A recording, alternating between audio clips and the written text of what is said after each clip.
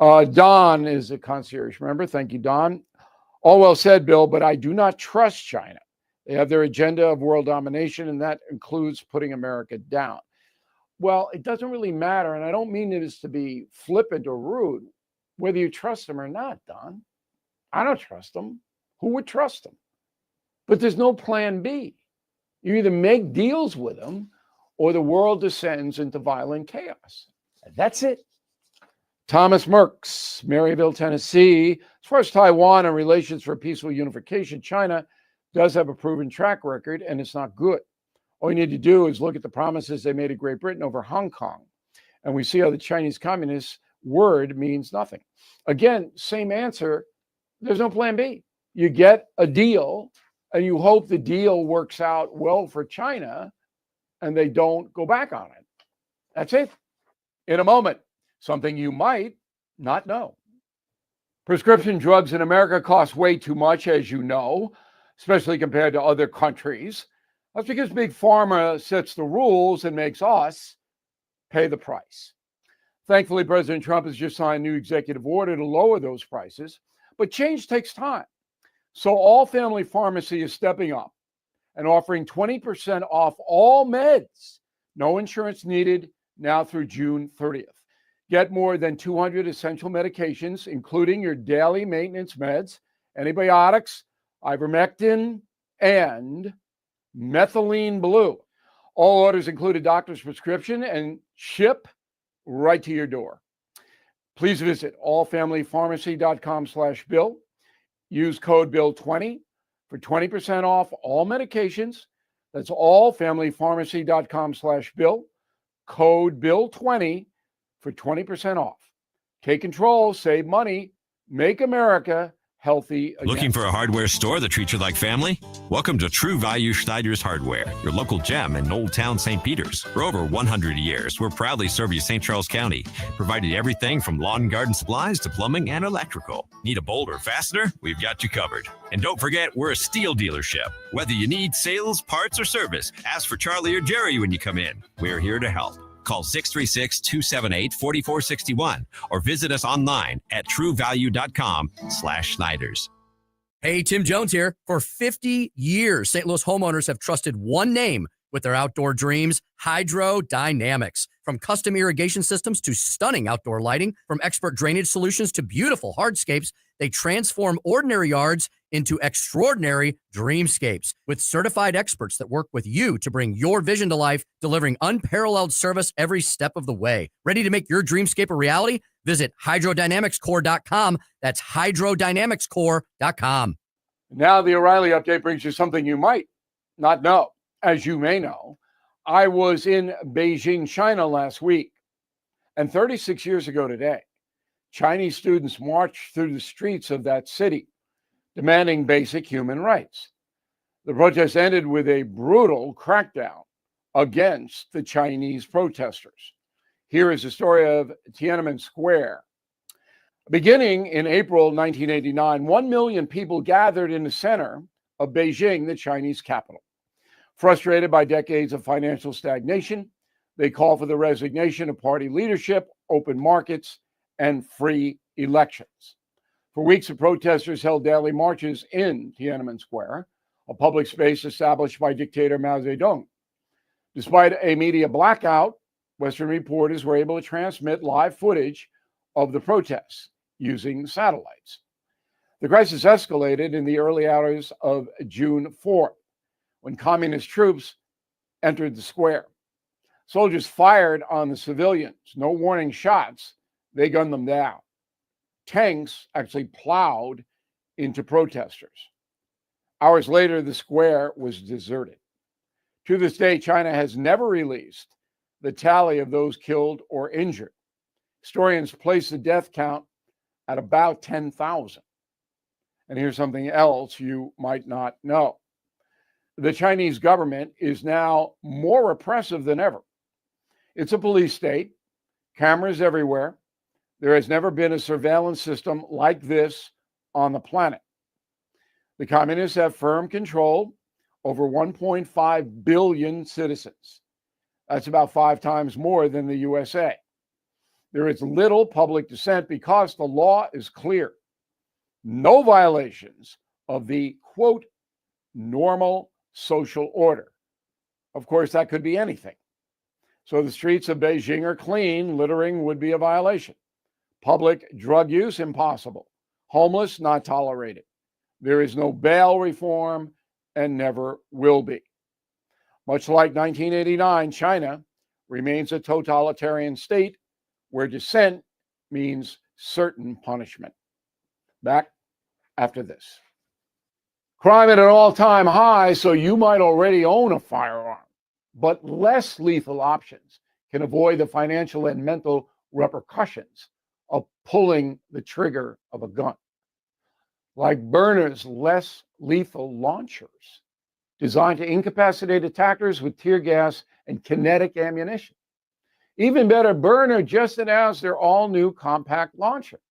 It's the same size as a smartphone, fires at 400 feet per second to deliver a hit like a sledgehammer. The compact launcher pairs maximum concealability with maximum force.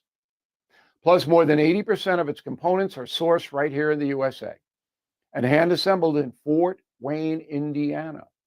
Byrna is legal in all 50 states, requires no background checks, can be shipped to your door and trusted by police departments and government agencies worldwide. So please visit Byrna.com today. That's BYRNA.com. Thank you for listening to the O'Reilly Update. I am Bill O'Reilly. For more news and honest analysis, please go to BillO'Reilly.com. No spin, just facts, and always looking out for you. News Talk STL. KLDY HD3 Clay, K270BW Belfast, KNBS Bowling Green. This is News Talk STL at 1019, 94.1, and always streaming at newstalkstl.com. Breaking news this hour from townhall.com. I'm Keith Peters in Washington. The Congressional Budget Office has released its analysis of President Trump's so-called Big Beautiful Bill. If passed, the bill would cut taxes by $3.75 trillion, but increase projected deficits by $2.4 trillion. House Majority Leader Steve Scalise says the Congressional Budget Office underestimated the potential revenue from Trump's first round of tax breaks in 2017. You don't need to go back that far to see how wrong the CBO has been when it comes time to make prognostications on economic growth. They've always been wrong, and they've always ignored what tax cuts will do to grow the American economy. The CBO analysis comes as the Republican president has set a deadline for the final product to reach his desk by July 4th for signature. Canadian wildfire smoke causes very unhealthy conditions in some parts of the U.S. and Europe.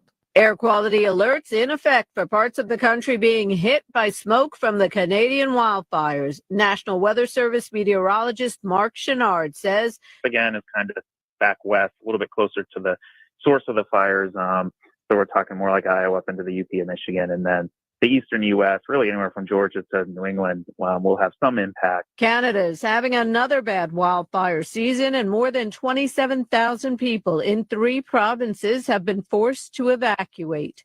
I'm Julie Walker. Federal authorities say they arrested a Washington man who provided chemicals to make explosives that were used to bomb a California fertility clinic in May.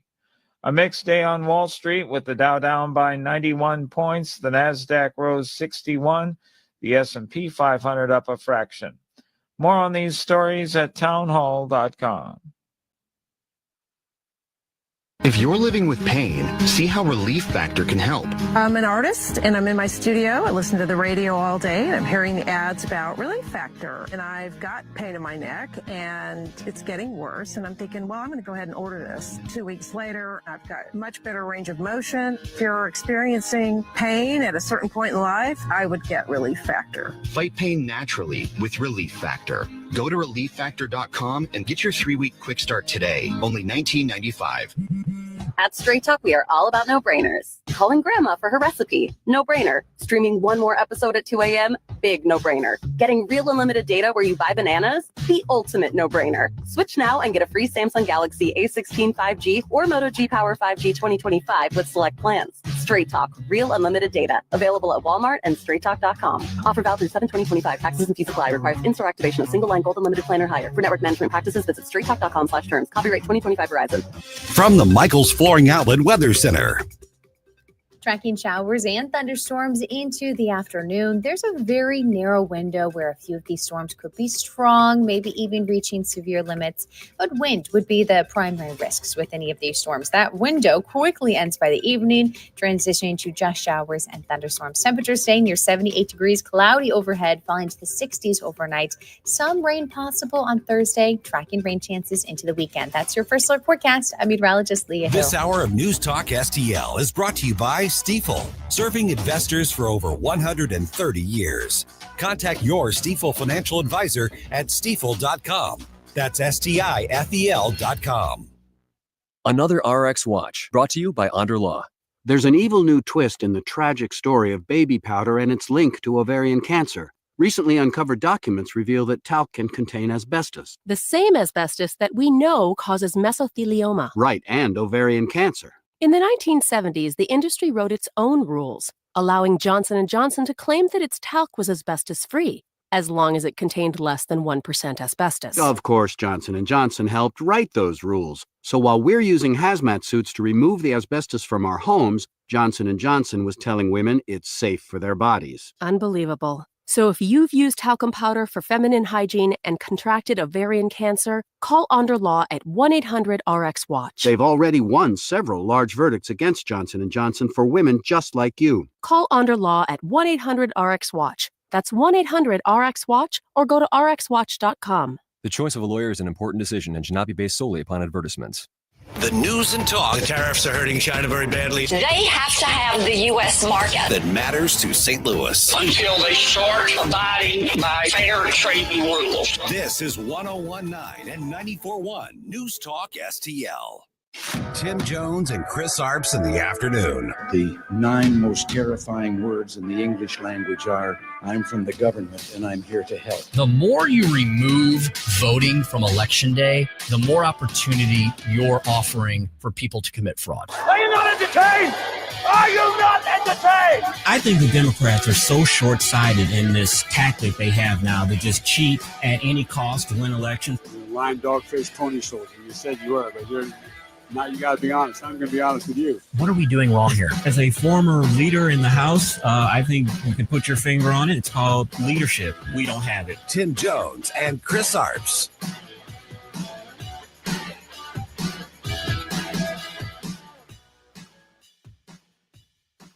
They were literally set on fire. 15 people now reported burned after that anti-Semitic attack in Boulder, Colorado. This comes as new details about the suspect, Mohammed Solomon, continue to come out, including the fact that he was planning this attack for a year. So he had told police, according to them, that he wanted this to have been an active shooter and not a firebombing. But because he's in the country illegally, he was not able to buy a gun.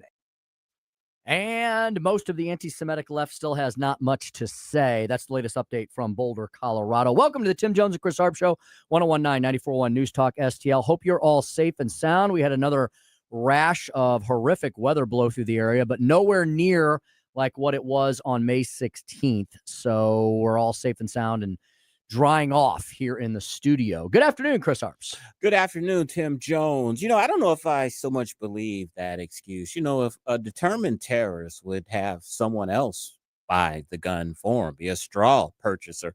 I purchased a gun a couple of weekends ago, and there was a big giant sign there at the store that said, if you purchase a gun for someone else, you could face 15 years in prison. So I don't know about that. I mean, don't you think he could get somebody else to buy him a gun? Or if he's part of a terror network or something, someone would slip him a gun? Mm-hmm. I don't know. I would think so. We have plenty of laws on the books that could prevent situations like this. The problem is you often wonder if you have the manpower or the common sense or the know-how to enforce all of these laws. And then you still have to just deal with downright evil.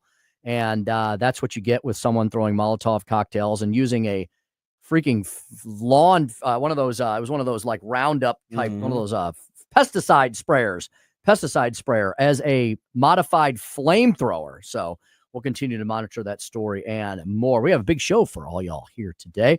Today's Wednesday. It's June the 4th, and that means Zack Smith, our senior legal fellow at the Heritage Foundation, he'll be joining us to talk about all the latest coming from the Supreme Court, because this is now June, and June is typically the month when the Supreme Court hands down all of its biggest decisions from the current term, and then they skedaddle out of town before the Independence Day holiday. So we've got about 3.5 weeks or so to get all those Supreme Court decisions handed down that we've been discussing with Zack throughout the year. And is Trump frustrated with Justice Amy Coney Barrett? We'll examine that as well with the one and only Zack Smith. At 4:45, we, of course, will have Chris's Corner today. Yeah, I've got a cornucopia of things. One is showing the Democrats' future is bleak, and some immigration news, Tim. Talking about what you were talking about, manpower, ICE is launching a new nationwide push called Operation at Large. They're going to be pulling people from all over the government to do this. The plan calls for using 3,000 ICE agents, including 1,800 Homeland Security investigators, 2,000 Justice Department employees from the FBI, the U.S. Marshal Service, and the Drug Enforcement Agency, and 500 employees from Customs and Border Protection. So Trump's serious. Indeed. We're getting manpower there. Get these people out of here. Indeed. And remember back during the campaign when the media and the left were freaking out because Republicans wouldn't pass Joe Biden's fake, phony, illegal immigration reform bill, which was nothing of the sort. And they said, well, Republicans aren't passing this bill, so that means everything's just going to go to heck in a handbasket like it hadn't already. Well, Donald Trump and Republicans haven't passed a single bill, and now we have one of the most secure borders once again in our nation's history. And the reason why Republicans would never agree to any of the Democrats' plans for so-called immigration reform is because they never wanted to agree to closing the border. They wanted to let everyone in. They wanted to reform the immigration system, and then maybe we'll talk about measures to close the border and defense. And thank God Republicans said, no, we need to close the border first, make sure that's together, and then we'll talk about maybe some type of reform or amnesty in a sense for the Dreamers and others. I mean, that's the roadblock. Of course, you'll never hear that from the media. That is for sure. Their bill was not a bill to address illegal immigration. It was an amnesty bill. And as you said, maybe we'll get to border security sometime down the line. Donald Trump, Tom Homan, our new Department of Justice and FBI officials, they come in, Homeland Security, and they say, actually, we can make all these changes right now without any new laws being passed. And look, border crossings are down over 95%. The giant spigot has been, and Chris, most importantly, the signal and the message is don't come here illegally, right? That changed on day one. And a lot of people turn right back around, or as we talked about yesterday, they're starting to self-deport because they'd rather not get caught up in a dragnet. Yeah, and I think the illegal immigrants are also realizing that if I'm caught and my home country doesn't take me back, I could be going to Libya, Uganda, Gitmo, who knows where. So I think that's giving some folks some second thought as well. Yeah, they don't seem to be too discriminating about where they send you on a one-way ticket to, right? Yeah, there's like, hey, country A, you need some money? We'll give you $1,000 a person. Here you go. Who's having population problems? You know? Exactly. Who needs people? That's what they're kind of saying these days. Speaker's stump speech at 5:07 came across an interesting piece that details 5 big, beautiful things in the one big, beautiful bill. I'm sorry, not 5, 50. 50 big 50 big beautiful things in the big beautiful bill. I don't know if I'll get through all 50, but I'll try to speed talk and get through all of them. And these are all things, remember, that Democrats voted against. So you're talking about making political campaign pieces for next year. The big beautiful bill has got something in it for everybody. That'll be at 5:07. At 5:24, on the heels of some really good economic numbers over the last week or two, we're going to touch base with David Bahnsen, a Fox Business contributor, founder of the Bahnsen Group, as to how things stand here about 6 months into this new administration. What does he think about the fact that the inflation rate is right just above where the Fed would like it to be, 2.1%, according to the last monthly report. Fed target rate usually around 2%. Jobs seem to be flowing rather well. Wages are rising in this country overall. And so we'll get an update from David Bahnsen as to what he thinks about where we are and where we need to go. Yeah, I want to get his thoughts on the job report that was released today by ADP. They are the payroll company. They're saying that jobs have dropped off dramatically. The president tweeted about it today, or excuse me, he doesn't tweet. He what do you call what Posts. he does? He posted on social media. Of course, this was his opportunity to chide the Fed chairman into lowering interest rates because ADP says that the job report is not very good for May, that the government's report will be released Friday. I always take these reports from these private forecasting firms with a grain of salt.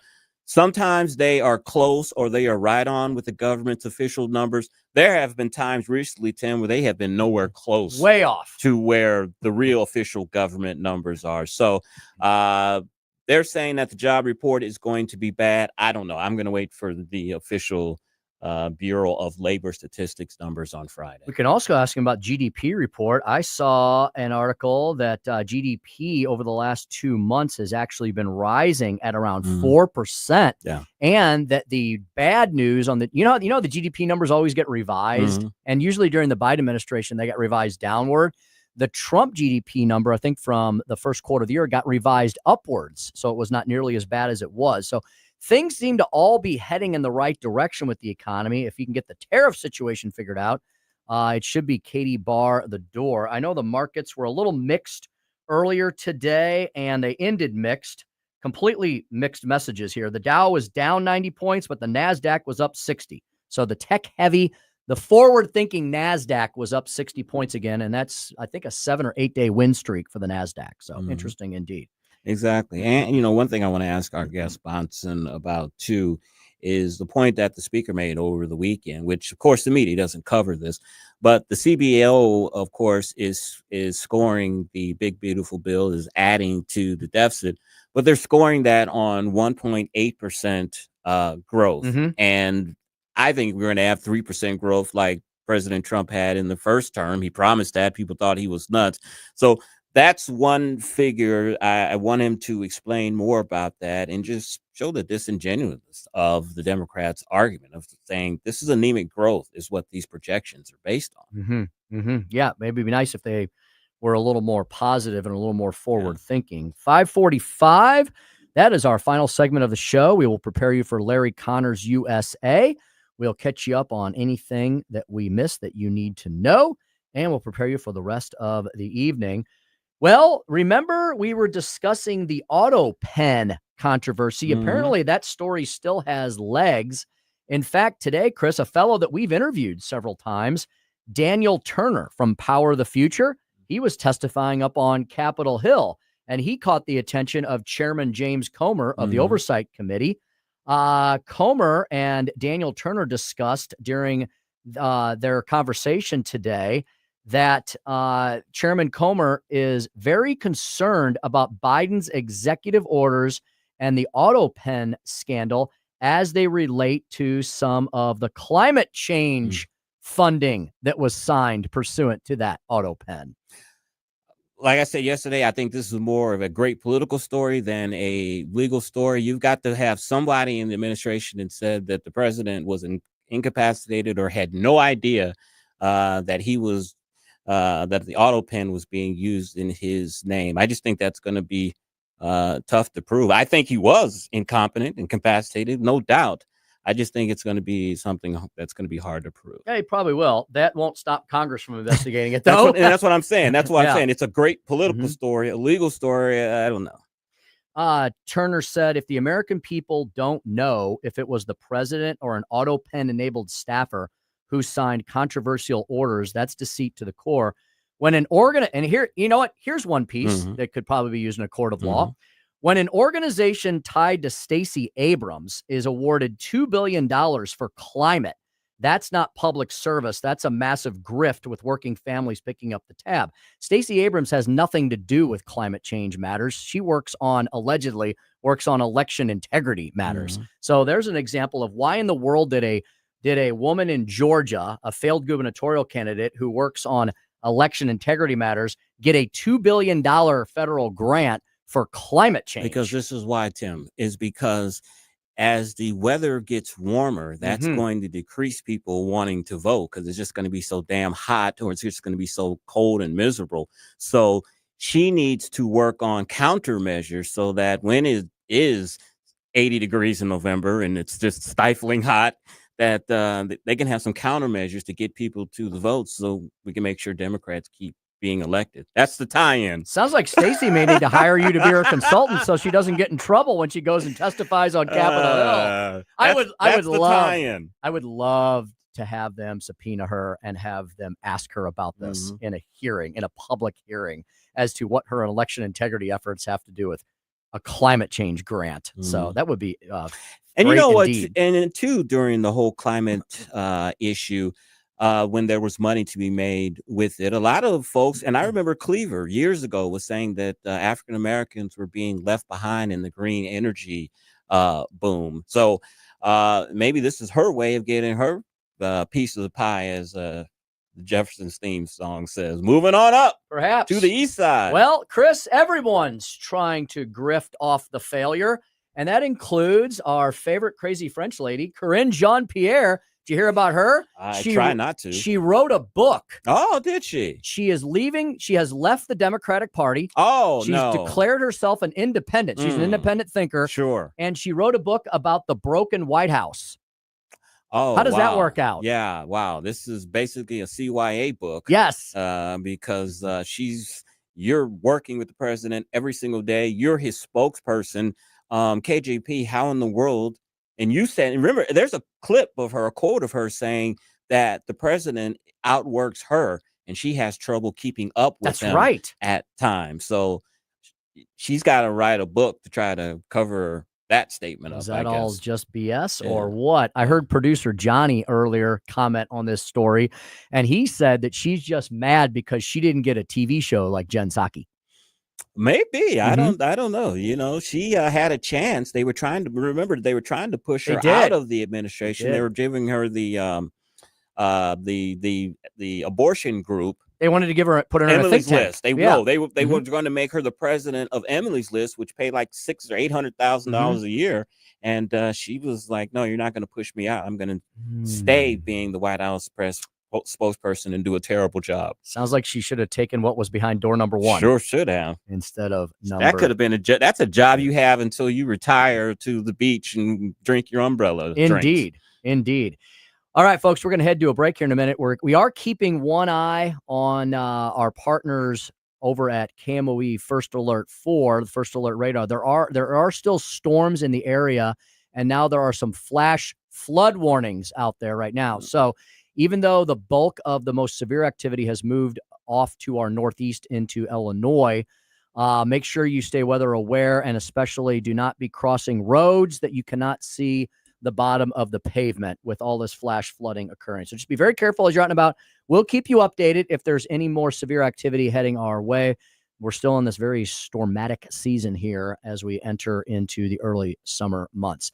All right, it is 4:21 in the afternoon. As we promised, we're going to speak to Zack Smith next, senior legal fellow at the Heritage Foundation, an update on the Supreme Court, national security, and what's up with Justice Amy Coney Barrett. All of that is next. 1019 94.1 News Talk STL. Are getting so much resistance from behind. It's the Tim Jones and Chris Arps Show. Everybody look what's going down. Run, Forrest, run! Run, Forrest! What a field day for the heat. From the Michaels Flooring Outlet Weather Center. Tracking showers and thunderstorms into the afternoon. There's a very narrow window where a few of these storms could be strong, maybe even reaching severe limits. But wind would be the primary risks with any of these storms. That window quickly ends by the evening, transitioning to just showers and thunderstorms. Temperatures staying near 78 degrees, cloudy overhead, falling to the 60s overnight. Some rain possible on Thursday, tracking rain chances into the weekend. That's your first alert forecast. I'm meteorologist Leah Hill. Hey everybody, it's your buddy Todd Showalter from the Right Mind Show, along with my buddy Joey V. And remember, we're not on just Saturdays at 5, now we're on Sundays at 2. Putting the fun in our dysfunctional world. It's the Right Mind Show with Todd Showalter. You ever walked into a large big box jewelry store and just been completely lost? And to make matters worse, no one comes over to help you out. So you just kind of stand there and then you're just like, you know what? I'm out of here. And you leave. I've had that experience. And that's why I'm so glad many years ago I discovered Newsteaders. Newsteaders is our neighborhood jewelry store that's been here in the St. Louis region since 1961. I've gone nowhere since I discovered Newsteaders. Richard and his team take great pride in being local, independently owned, family owned, right here in our backyard. Just 2 miles west of Interstate 270 at 2961 Daugherty Ferry Road, and available 24/7 at wowdiamonds.com. It's wowdiamonds.com. Newsteaders has everything you need and so much more for all the special loved ones in your life. And we're experiencing all kinds of things that you need to get special things for the special people in your life, right? We've got graduations. Father's Day is around the corner. They got stuff for us guys at Newsteaders. You've got a lot of birthday celebrations that we've been celebrating here at News Talk STL. Weddings coming up, right, in the summer months, and so much more. Well, Newsteaders is where you can find diamonds, wedding and engagement rings, beautiful hand-engraved items prepared in-house by Richard himself. He is a master sketch artist, and he turns those sketches into beautiful engravings that are just one of a kind. I've held several of them and examined them. They're really amazing. They're absolutely gorgeous. Make them legacy items for your family. What about jewelry repair? They do that as well. They're your one-stop shop. Master engraving jewelry appraisals. They can fix fine watches of any type or sort. They can do pearl and bead restringing. If you've got some old jewelry, look, jewelry always has a value, right? And if you got a bunch squirreled away in your drawer or in your cabinets at home, get it out, bring it to Newsteaders. They will help you refurbish it, repurpose it. The sky is the limit. Newsteaders Fine Jewelers does not mean Newsteaders Expensive Jewelers. They have something for every single budget, whether you're just starting out or whether you've got you got enough coin to spread the love around. They've got something for your budget at Newsteaders. Newsteaders Fine Jewelers, they're available 24/7 at wowdiamonds.com. Newsteaders Fine Jewelers at wowdiamonds.com. Concerned about the condition of your windows driving up your energy bills? I was too. It's only called STL Windows and Doors. Their Provia windows combine old world craftsmanship the professional way, the Provia way, with over 65 years of combined experience, locally owned, offering competitive pricing and personalized service that the big box companies can't match. Call today for your free in-home estimate and start saving tomorrow. 314-277-5952 or stlwindowsanddoors.com. Connor Roofing. You can count on Connor. Connor Roofing is now a 2-time winner of the National Best of the Best Award for customer satisfaction for roofing, storm damage restoration, siding, gutters, both residential and commercial. Please visit ConnorRoofing.com for an estimate. And remember, you can count on Connor. Hungry for the best steak you'll ever have?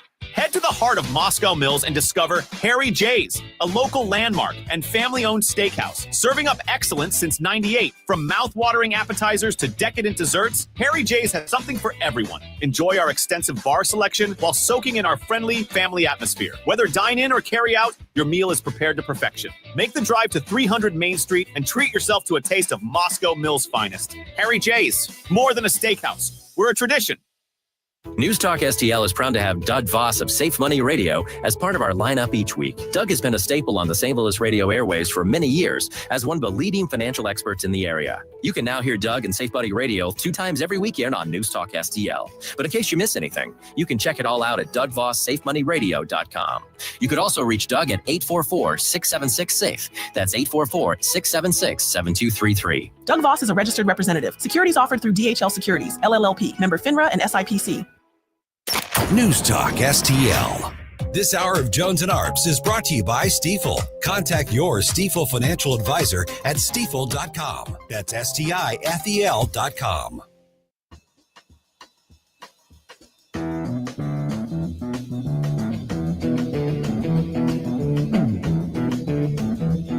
You know the day destroys the night, night divides the day. Try to run, try to hide, break on through to the other side. Break on through to You're the listening other to side. Tim Jones Break on and Chris through to Arps. the other side, yeah.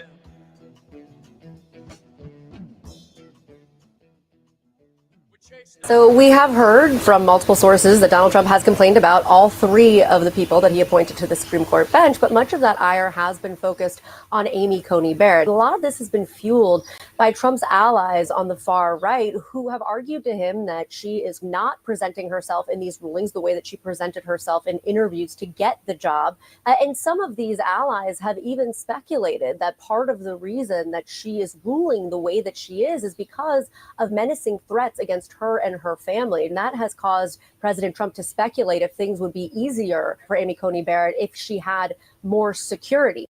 428 on the Tim Jones and Chris Arps show. Interesting discussion there, Tim. I wonder if Amy Coney Barrett is this generation's David Souter or Anthony Kennedy. I hope not. Let's ask our next guest. Oh, it's all perfectly legal. You are out of order. You're out of order. You're out of order. The whole trial is out of order. Zack Smith, legal fellow with the Heritage Foundation. You know, I ask you a lot of predictions. Can you predict what the Supreme Court probably will do with this action? Mr. Zack, welcome to the show, my friend. How are you? I'm doing well. Thanks for having me on. All right, Zack, is it security or is she just a moderate Republican, conservative? Well, I heard you say, speculating whether she might be this generation's David Souter or Anthony Kennedy. It sent shivers down my spine. I'm sorry. Dare not think of such things. But look, Justice Barrett, obviously she hasn't ruled the way I wish she had ruled in every case. Also, there's the issue. She recently decided to recuse herself from the case involving the religious Oklahoma charter school. We don't really know why, but of course her vote would have been the decisive vote one way or another in that case. And yet she didn't sit to rule. So yeah, there is some frustration there to be sure. And also, look, don't forget Justice Neil Gorsuch as well. He issued the very bad opinion in Bostock. I think he was just dead wrong in that opinion. He's also issued some other, to put it mildly, odd opinions in the McGirt case, where he found that Oklahoma had secretly been, half of it had secretly been tribal land or reservation for the past century or more, essentially. So, look, I think Donald Trump is right, as are many conservatives, to express frustration at some of the decisions that Justice Barrett, Justice Gorsuch, and others have issued on the court. But at the end of the day, keep in mind, the decisions they are issuing are likely eons better than anything we would have gotten out of a Justice Merrick Garland or anyone else that Barack Obama or Joe Biden would have appointed. Zack, I think your point's well made there, but maybe you can help me with this nagging feeling I have every time we have a conversation like this. Tell me, and maybe this is just my imagination, Zack, but why is it that the quote originalist, not all of them, but some of the quote originalist justices that are chosen by Republican presidents tend to drift from time to time over the course of their career to the center or even to the center left? But I'm not sure, Zack, if the opposite is true. Help me out with this, Zack. Has Kagan or Sotomayor or Ketanji Brown Jackson, have they crossed the aisle at all to the originalist side over the last few years? And we just don't talk about that as much. I'm trying to be fair and balanced here, Zack.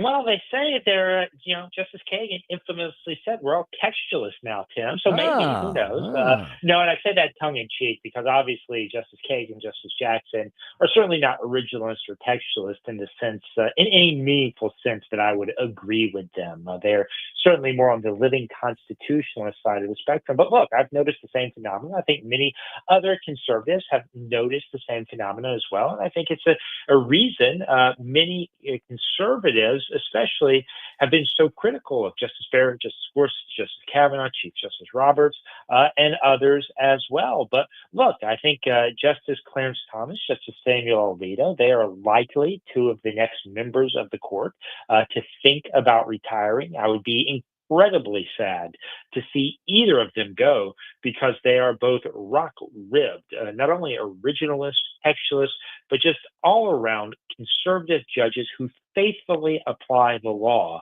wherever it may lead. And I think it's incumbent on President Trump and his team to make sure that they select a future justice in the mold of a Clarence Thomas or Samuel Alito.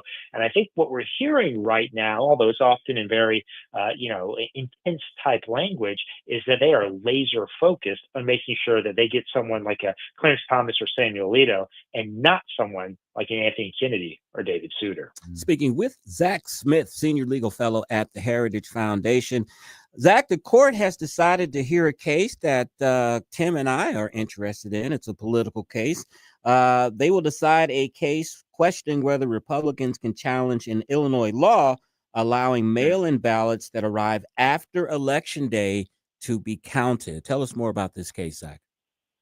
Well, it seems like if Election Day is supposed to be held on a single day in the country, it seems odd that mail-in ballots, often by judicial decree or temporal action and decisions by election officials, can suddenly be accepted days or in some instances even weeks after an election. So this case that's being really shepherded through the process by the good folks over at Judicial Watch raises a very important point, whether that allowance of mail-in ballots to be received after Election Day, in fact, comports with applicable laws in the Constitution. But the issue in this specific case, Chris, it's a far less sexy issue than that fundamental issue. It's a procedural issue. And as Tim will tell you, the procedural issues are often very dry, very mundane, but very, very important. And so the issue the court has agreed to hear in this case is about standing, whether certain parties have standing or the legal ability to bring these types of challenges. And if the court finds that standing doesn't exist for these certain individuals or entities, then it's very, very difficult, if not impossible, to enforce the substantive requirements of the law. So this is a very important case. It's a procedural case in nature, but stay tuned because it could have very important implications on the election front as we head into the midterms. Zack, a quick follow-up. Should it be the voters' fault if they did everything correctly? They got their ballot to the election board on time. It was postmarked on time, but say whatever happened, it arrives late. Should they be penalized for that? Well, I don't know if it's penalized, Chris. And keep in mind, too, many voters have ample opportunities to vote in a variety of ways before Election Day. Most states offer a number of days, if not weeks, of early voting. That's why I think our advice at Heritage and the advice of election officials has always been, if you can, cast your ballot early and in person. And look, I don't think the postal office's problems are any surprise to anyone who's dealt with the post office in any way. That's why it's so important. Often if folks have an important document that has to be somewhere, they'll FedEx it or send it by UPS or some other mechanism. So certainly we want to make sure that all ballots are received on time, but there has to be some cutoff, Chris. And I think the law and the Constitution say that cutoff has to be by an appropriate time on Election Day. Zack, this reminds me of what happened during the ill-fated election of 2020, when I believe it was the state of Pennsylvania, which unilaterally, the judiciary there unilaterally changed various electoral rules. And, Zack, I think we can speak more freely about it now, but there was a period of time where you and I and Chris and anybody else, we weren't allowed to bring up those things because, then we were then we were insurrectionists and we were trying to overthrow the republic. But Zack, isn't it just as bad, if not worse, if you have one branch of government overstepping its bounds and declaring its own emergency and therefore changing election laws? This is kind of a similar issue, right? That Illinois is now going to be facing at the Supreme Court, right? Well, that's right, Tim. I think it's that tension is particularly exacerbated in the election context because we've heard so much talk over the past several years. The Constitution makes clear who's supposed to have the final say on election rules and procedures. It's a state's legislature with a backstop where Congress can step in and alter those procedures if they need to. And Congress has, from time to time, exercise the authority in very discrete, limited circumstances. But generally, the power to set the rules and procedures for elections lies with the state's legislature. And that's what happened during COVID. You saw judges stepping in, you saw executive branch officials stepping in and kind of changing the rules willy-nilly at their own discretion. And that clearly was no way to run a railroad. It's clearly no way to run an election. And so if there is a silver lining to this litigation, it's that the court is deciding to take it up now in advance of the midterm elections, where hopefully some of these issues can be resolved before ballots actually begin being cast. Another Supreme Court question, Zach. The court recently rejected appeals of Maryland and Rhode Island's gun control laws, allowing their respective ban on semi-automatic weapons to stand. Alito, Gorsuch, and Thomas said they would have taken up the case. Brett Kavanaugh said that he was skeptical of the law. Tell us more about this. Well, I think that's what has frustrated so many conservatives, is that the court decided not to take up this case. Keep in mind, it only takes 4 justices to agree to hear a case. And so I think that's why many conservatives are frustrated with Justice Kavanaugh in that case in particular, because essentially what he said is that this issue needs to percolate through the lower federal courts, and the court should take up a case at a future case in an appropriate time, in an appropriate way. And I think many conservatives, particularly Second Amendment advocates, were looking at these 2 cases and saying, these are the perfect vehicles. These are the perfect cases for the court to get to weigh in and address some of these issues. So I'm not sure why exactly Justice Kavanaugh did what he did in this case, but I certainly wish he would have voted to hear these issues, because in my view, right now, the citizens of Maryland and other states, their Second Amendment rights are being violated by these very onerous laws. Zach, there were a whole host of items, especially during the COVID years, that came out, and those of us on the center right of the political spectrum, we were told we were being conspiratorial about it. We were making things up. We were seeing ghosts in the bush. Laptop, right? Yeah, the $100. You can start right there, right? And then, Zach, we're learning now everything was true, right? And there's a whole host of headlines out today, Zach. Here's one from the New York Post. The extent of the FBI's targeting of, quote, radical traditionalist Catholics, I guess I'm one of those, greater than Biden officials claimed, GOP senator has now revealed. Zach, first of all, once again, there was no conspiracy theory. It was all correct, at least a lot of the warnings about it and some of the concerns. And secondly, Zach, very dangerous that our government would be engaging things that Russia, North Korea, and the CCP engage in on a daily basis, right? Well, look, Tim, I think it's no surprise to anyone who's been paying attention that our government, and particularly the justice system, has been weaponized against political conservatives over the past several years. Despite claims to the contrary, we have known that. Now we're seeing more and more evidence of that every day. And I think we've talked about it a lot, you, me, and Chris, about the double standard of justice that's been applied in many instances, about the focus of resources on supposed homegrown supremacists, and yet you see very real threats being ignored by the FBI, the DOJ, and other law enforcement agencies.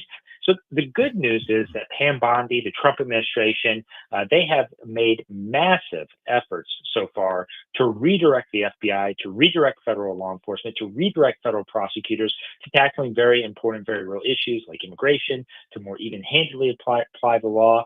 And I know there's some frustration that we haven't seen more change happening faster, but keep in mind, things didn't get as bad as they are overnight, and unfortunately, things will not be corrected overnight either.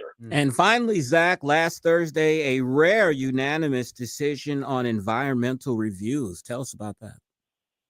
This is a mind-numbing case, Chris. It's the NEPA case. It's about the appropriate environmental review that has to take place. In that case, essentially what happened was there was an entity that wanted to build a railroad in a kind of a deserted area of the desert out west. And essentially, before they can do that, the U.S. Safety Transportation Board was supposed to conduct an environmental review. The environmental review they conducted in this case was a voluminous, don't quote me on this, but I think it ran something like 36,000 pages or so.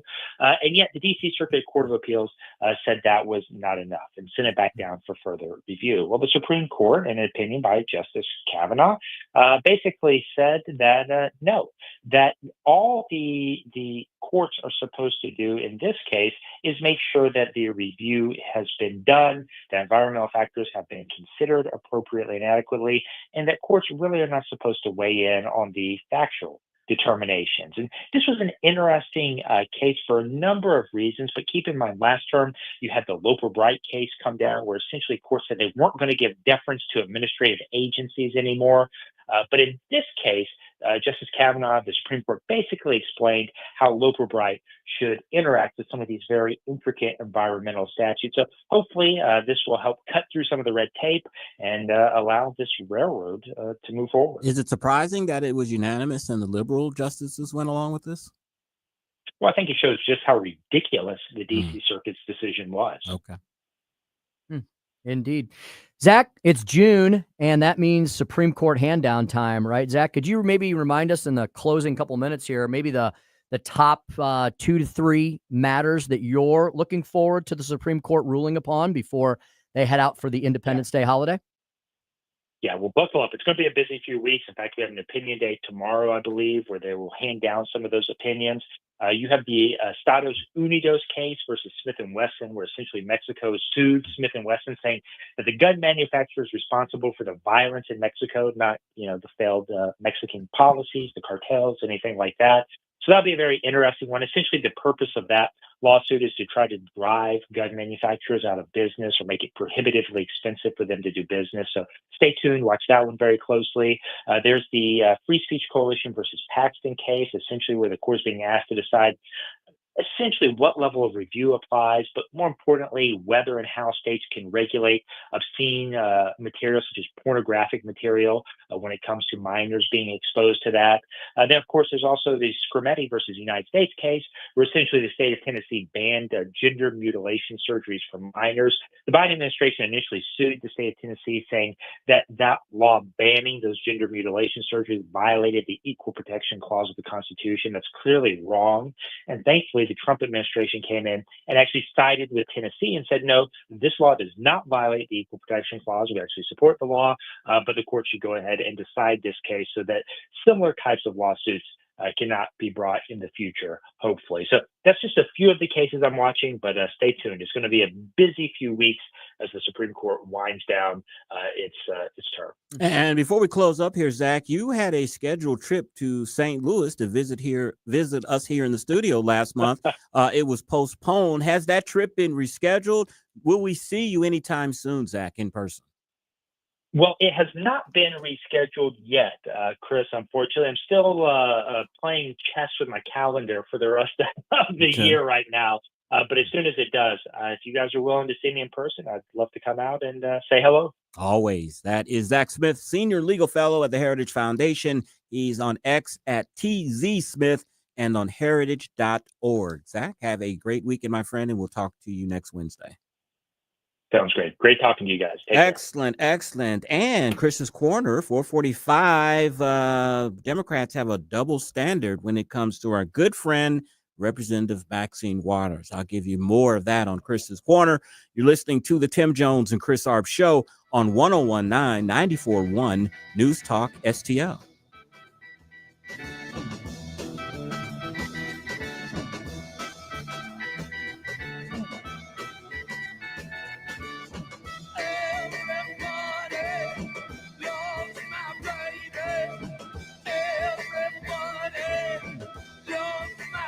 Tim Jones and Chris Arps in the afternoon. From that day on, we was always together. Jenny and me was like peas and carrots. From the Michaels Flooring Outlet Weather Center. Tracking showers and thunderstorms into the afternoon. There's a very narrow window where a few of these storms could be strong, maybe even reaching severe limits. But wind would be the primary risks with any of these storms. That window quickly ends by the evening, transitioning to just showers and thunderstorms. Temperatures staying near 78 degrees, cloudy overhead, falling to the 60s overnight. Some rain possible on Thursday, tracking rain chances into the weekend. That's your first alert forecast. I'm meteorologist Leah Hill. So many ways to listen to News Talk STL. Enable our Alexa skill. Hello. Hey, Alexa. Yes, I'm listening. Play News Talk STL. Welcome to News Talk STL, conservative talk radio for St. Louis. You know, even on a rainy and what's likely going to be a little cooler evening, the Hideout Sports Bar is a great place to go and hunker down and watch, I don't know, perhaps the first game, I think, of the Stanley Cup Finals tonight. Yeah, the Stanley Cup, I think, kicks off this evening. We may or may not get a Cardinals baseball game in, but there's other Major League action, I'm sure, going on, and all kinds of sporting events happening. And the Hideout, with their 50 big screen TVs at their original location, will always have something on that you will want to check out. And you're going to want to check out their menu first and foremost, more than anything, because it has been completely revamped recently. And it's just fantastic. I love the food at the Hideout. Thinking about it right now is making my mouth water here. Tim Jones here to tell you that Rick Pogue, Jake Kessner, and the gang over at the Hideout Sports Bar and Grill have really created a gem here in the St. Louis region. Yeah, it is in High Ridge, but it's only 10 minutes from the intersection of 270 and Gravois. I promise you, I've timed it out. I've gone that route a million times when we've gone out there for various events and live remotes and things. Love having lunch at the Hideout. It's a great place. Like I said, it's a big, giant, spacious place. Tons of TVs, great food menu, cold drinks, really wonderful staff. The ladies there are just fantastic. And now the Hideout's got a second location where you can get all of their delectable delicacies, and that would be the Hideout at Sugar Creek Golf Course. Yeah, Dwayne Eoff has brought the Hideout's awesome menu into the 19th hole at the Hideout at Sugar Creek. So now you've got two locations where you can get the awesome food and drink that you have come to know and love at the original Hideout there in High Ridge. Tons of live music, always got some special events. They do tons of stuff for charity. The food is to die for. The drinks are divine. Check out the Hideout at hideoutsportsbar.com. Information about both locations is on there, along with everything I've been talking about, plus more. Hideoutsportsbar.com. That's hideoutsportsbar.com.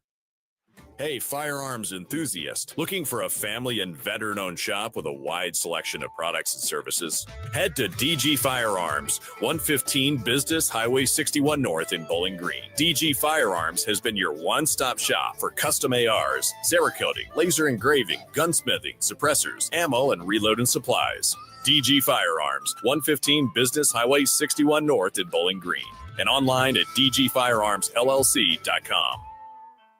Start your summer with a weekend showdown. Shohei Ohtani and the Los Angeles Dodgers roll into Busch Stadium June 6th through the 8th. Be there Friday for a cool new promo, the first ever Cardinals neck fan. Perfect for hot game days. Then on Sunday, young fans 15 and under take home a Rawlings Kids Glove. It's a weekend of big matchups and big giveaways. Get your tickets now at cardinals.com/promotions. This is Mason Wynn, St. Louis Cardinals for the loot. Catch a Cardinals game on your next date night or friends night out. Whether it's love in the stands or laughter with your crew, nothing beats ballpark vibes under the lights. Cold drinks, great eats, and Cardinals baseball. Check out Friday Night Live at Busch Stadium and enjoy happy hour price food and drinks all game long. Every Friday home game. Get your tickets today at cardinals.com and make memories that go beyond the scoreboard. Busch Stadium, where great nights begin. Mike Ferguson in the morning. In St. Louis, people of faith are working together to save the lives of the most innocent, and it doesn't have anything to do with politics. We'll tell you all about it on Thursday. Morning starting at 5:30 on News Talk STL. This hour of Jones and Arps is brought to you by Stifel. Contact your Stifel financial advisor at stifel.com. That's STIFEL.com.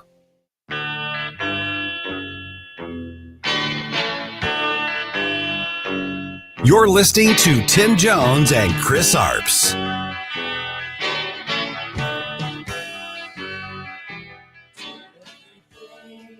Justice Department has charged 2 Chinese nationals with smuggling into the U.S. a fungus that officials say could be used as a biological weapon. Officials say they discovered the pathogens in one of the suspects' luggage at the Detroit airport. And officials say one of the suspects works at the University of Michigan, while the other works at a Chinese university. 452 on the Tim Jones and Chris Arps show. And one thing you have to say about the Chinese, since they have risen to prominence, is just their sheer brazenness, Tim. Here they're trying to smuggle a biological weapon into the United States. They basically started the COVID variant and lied about it and covered it up. When companies come to China to do business, they have to form partnerships with them where they can basically steal the company's intellectual property. They are nothing but brazen. And, you know, I think that comes from the fact that they have been playing the long game on world domination, not just for a decade, not just for 100 years or more, for thousands of years. You know, if you ever watch any of the classic epic movies about China and their conquests around that part of the world back in the day, they've been at this for a long time, and now they're trying to take their methods high tech. Our guest that we have on Thursday, Steve Bucci from the Heritage Foundation, and I forgot the term. It's something that the Chinese call their country something kingdom. Yes. But he explained that last time that he was on the air with us, and it piggybacks on what you say, Tim, is that they are long-range thinkers, and when they call their country this, you know, you're looking up this kingdom, that denotes what they're talking about is their long-term thinking and planning. The Middle Kingdom. The Middle Kingdom. The And I forgot Middle he Kingdom. explained that, but somehow that means that they go ahead. It reflects a historical Chinese view of China as yeah. the central and civilized part of the world surrounded by barbarian lands.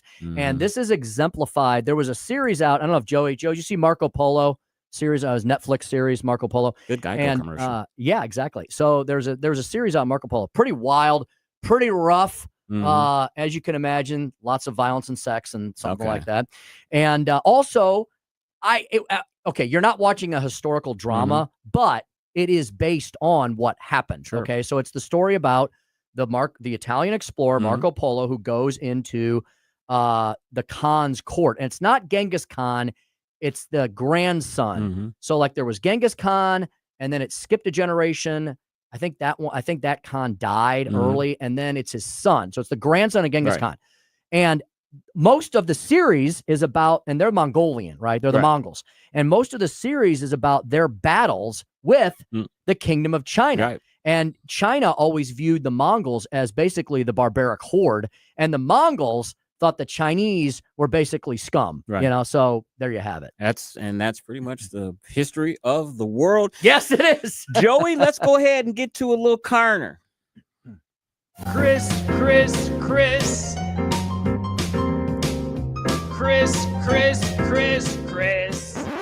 And if you don't know, now you know.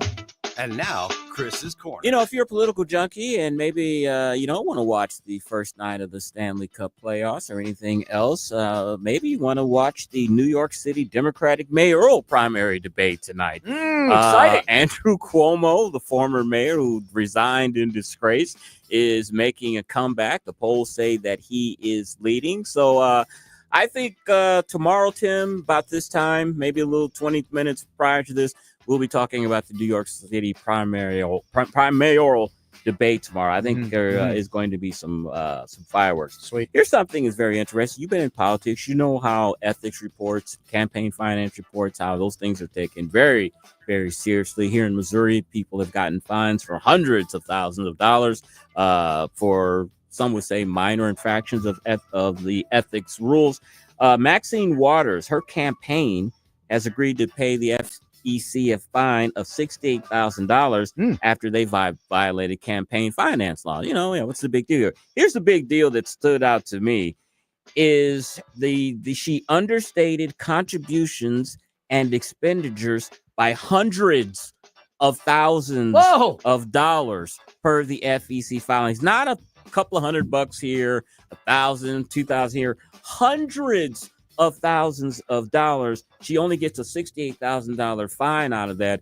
I mean, the question that you asked him, if these expenditures and contributions weren't noted correctly, what happened to the hundreds of thousands of dollars? Whose pocket is that that in? Show me the money. Absolutely amazing. And didn't have another story. We don't have time for it. All right, and that's the end of Chris's Corner.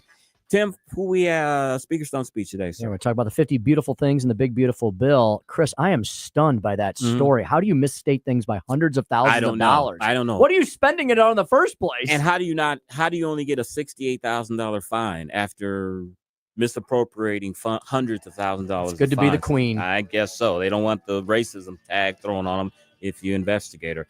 And at 5:24, we'll talk to our friend David Bahnsen. He's a Fox Business contributor and founder of the Bahnsen Group. We'll talk to him about how tariffs really affect Main Street.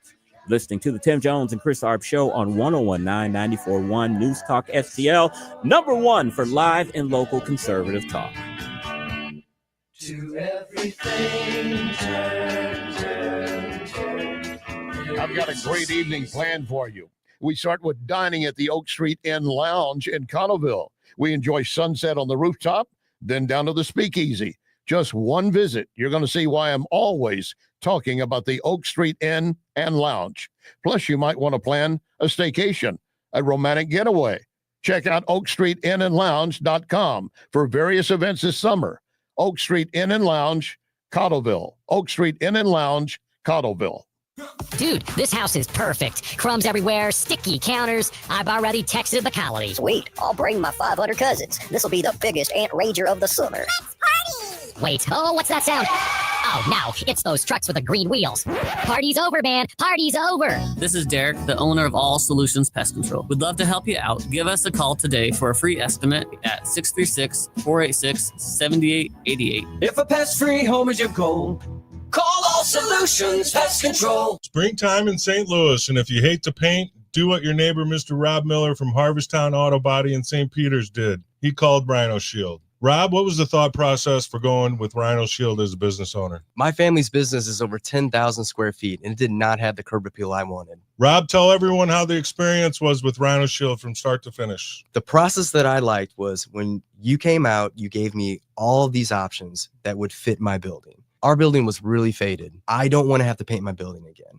25 years is a long time to not have to worry about the outside maintenance of your building as far as paint. That's a no-brainer. That's why Rhino Shield worked for me. Are your neighbors jealous? I would be if I was them. Thanks, Rob. Now it's time to call 877-25-RHINO, 877-25-RHINO, or 877-25rhino.com. Genius. Don't paint, don't Rhino, go Rhino Shield. Never paint your house again. Rhino Shield. KLGY HD3 Clayton, K270BW Bellefontaine, KNBS Bowling Green. This is News Talk STL at 101.9, 94.1, and always streaming at newstalkstl.com.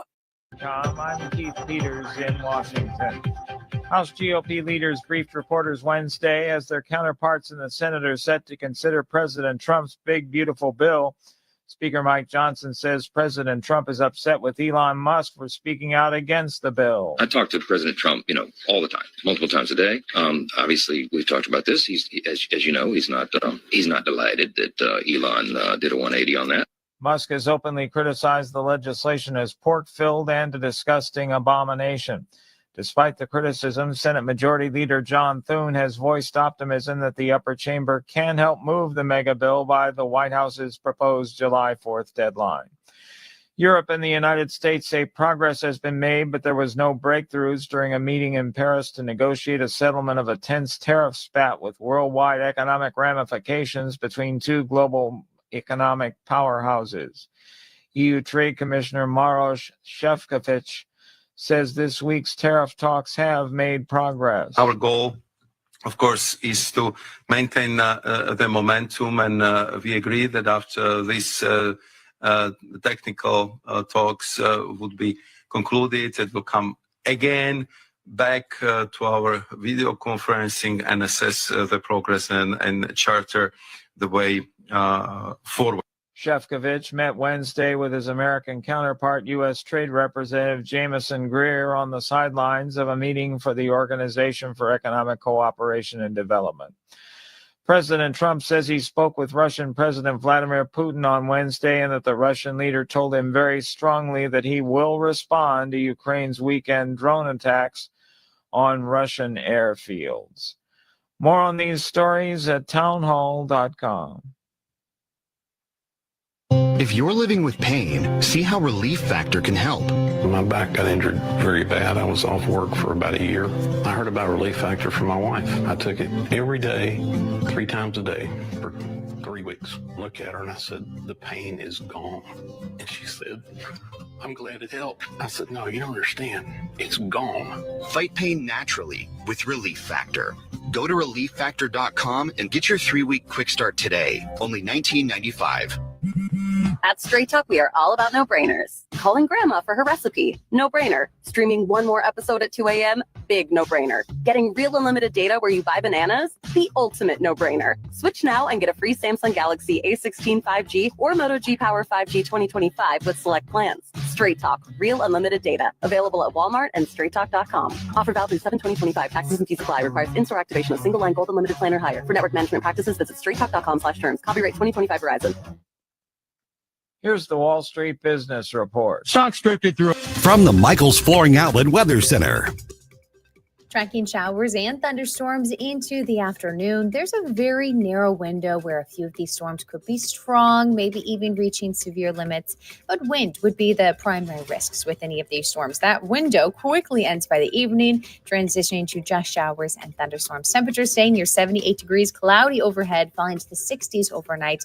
Some rain possible on Thursday, tracking rain chances into the weekend. That's your first alert forecast. I'm meteorologist Leah Hill. This hour of News Talk STL brought to you by Chris Cooper and Serenity Wealth Management. Discover little-known strategies that could be the difference between choosing the care you deserve or having someone else decide it for you. Get a free copy of Chris's book at serenityltc.com. Getting new flooring can be exciting, or it can be a hassle. To make sure you have a great experience, use Michaels Flooring, like I did. Hi, it's Susie Moore, and Michaels Flooring has become my go-to for quality, variety, and an all-around great experience. They've been locally owned and operated for more than 30 years. Carpet, hardwood, laminate, ceramic tile, natural stone, luxury vinyl, it doesn't matter. Michaels Flooring is ready to help. 3 locations to pick from: St. Peter's, Darting Prairie, and Creve Coeur, or online at igotfloor.com. That's igotfloor.com. Life's too busy for home maintenance hassles. That's where Nicole Whited Home Concierge Services comes in. From coordinating contractors and managing yearly maintenance appointments for your home and vehicles, to handling your mail, packages, and personal errands and shopping while you're home or away. Nicole takes care of the details so you don't have to. Nicole Whited Home Concierge Services. Call 314-766-1996. 314-766-1996. Effortless living starts here. St. Louis's new choice for conservative talk. Thank you for the opportunity to let me vent here. Live and local. Way to be, guys. 1019 all the way. This is News Talk STL. I am home. Tim Jones and Chris Arps in the afternoon. The 9 most terrifying words in the English language are, I'm from the government and I'm here to help. The more you remove voting from Election Day, the more opportunity you're offering for people to commit fraud. Are you not entertained? Are you not entertained? I think the Democrats are so short-sighted in this tactic they have now to just cheat at any cost to win elections. Lying dog-faced Tony soldier. You said you were, but you're now you got to be honest. I'm going to be honest with you. What are we doing wrong here? As a former leader in the House, I think you can put your finger on it. It's called leadership. We don't have it. Tim Jones and Chris Arps.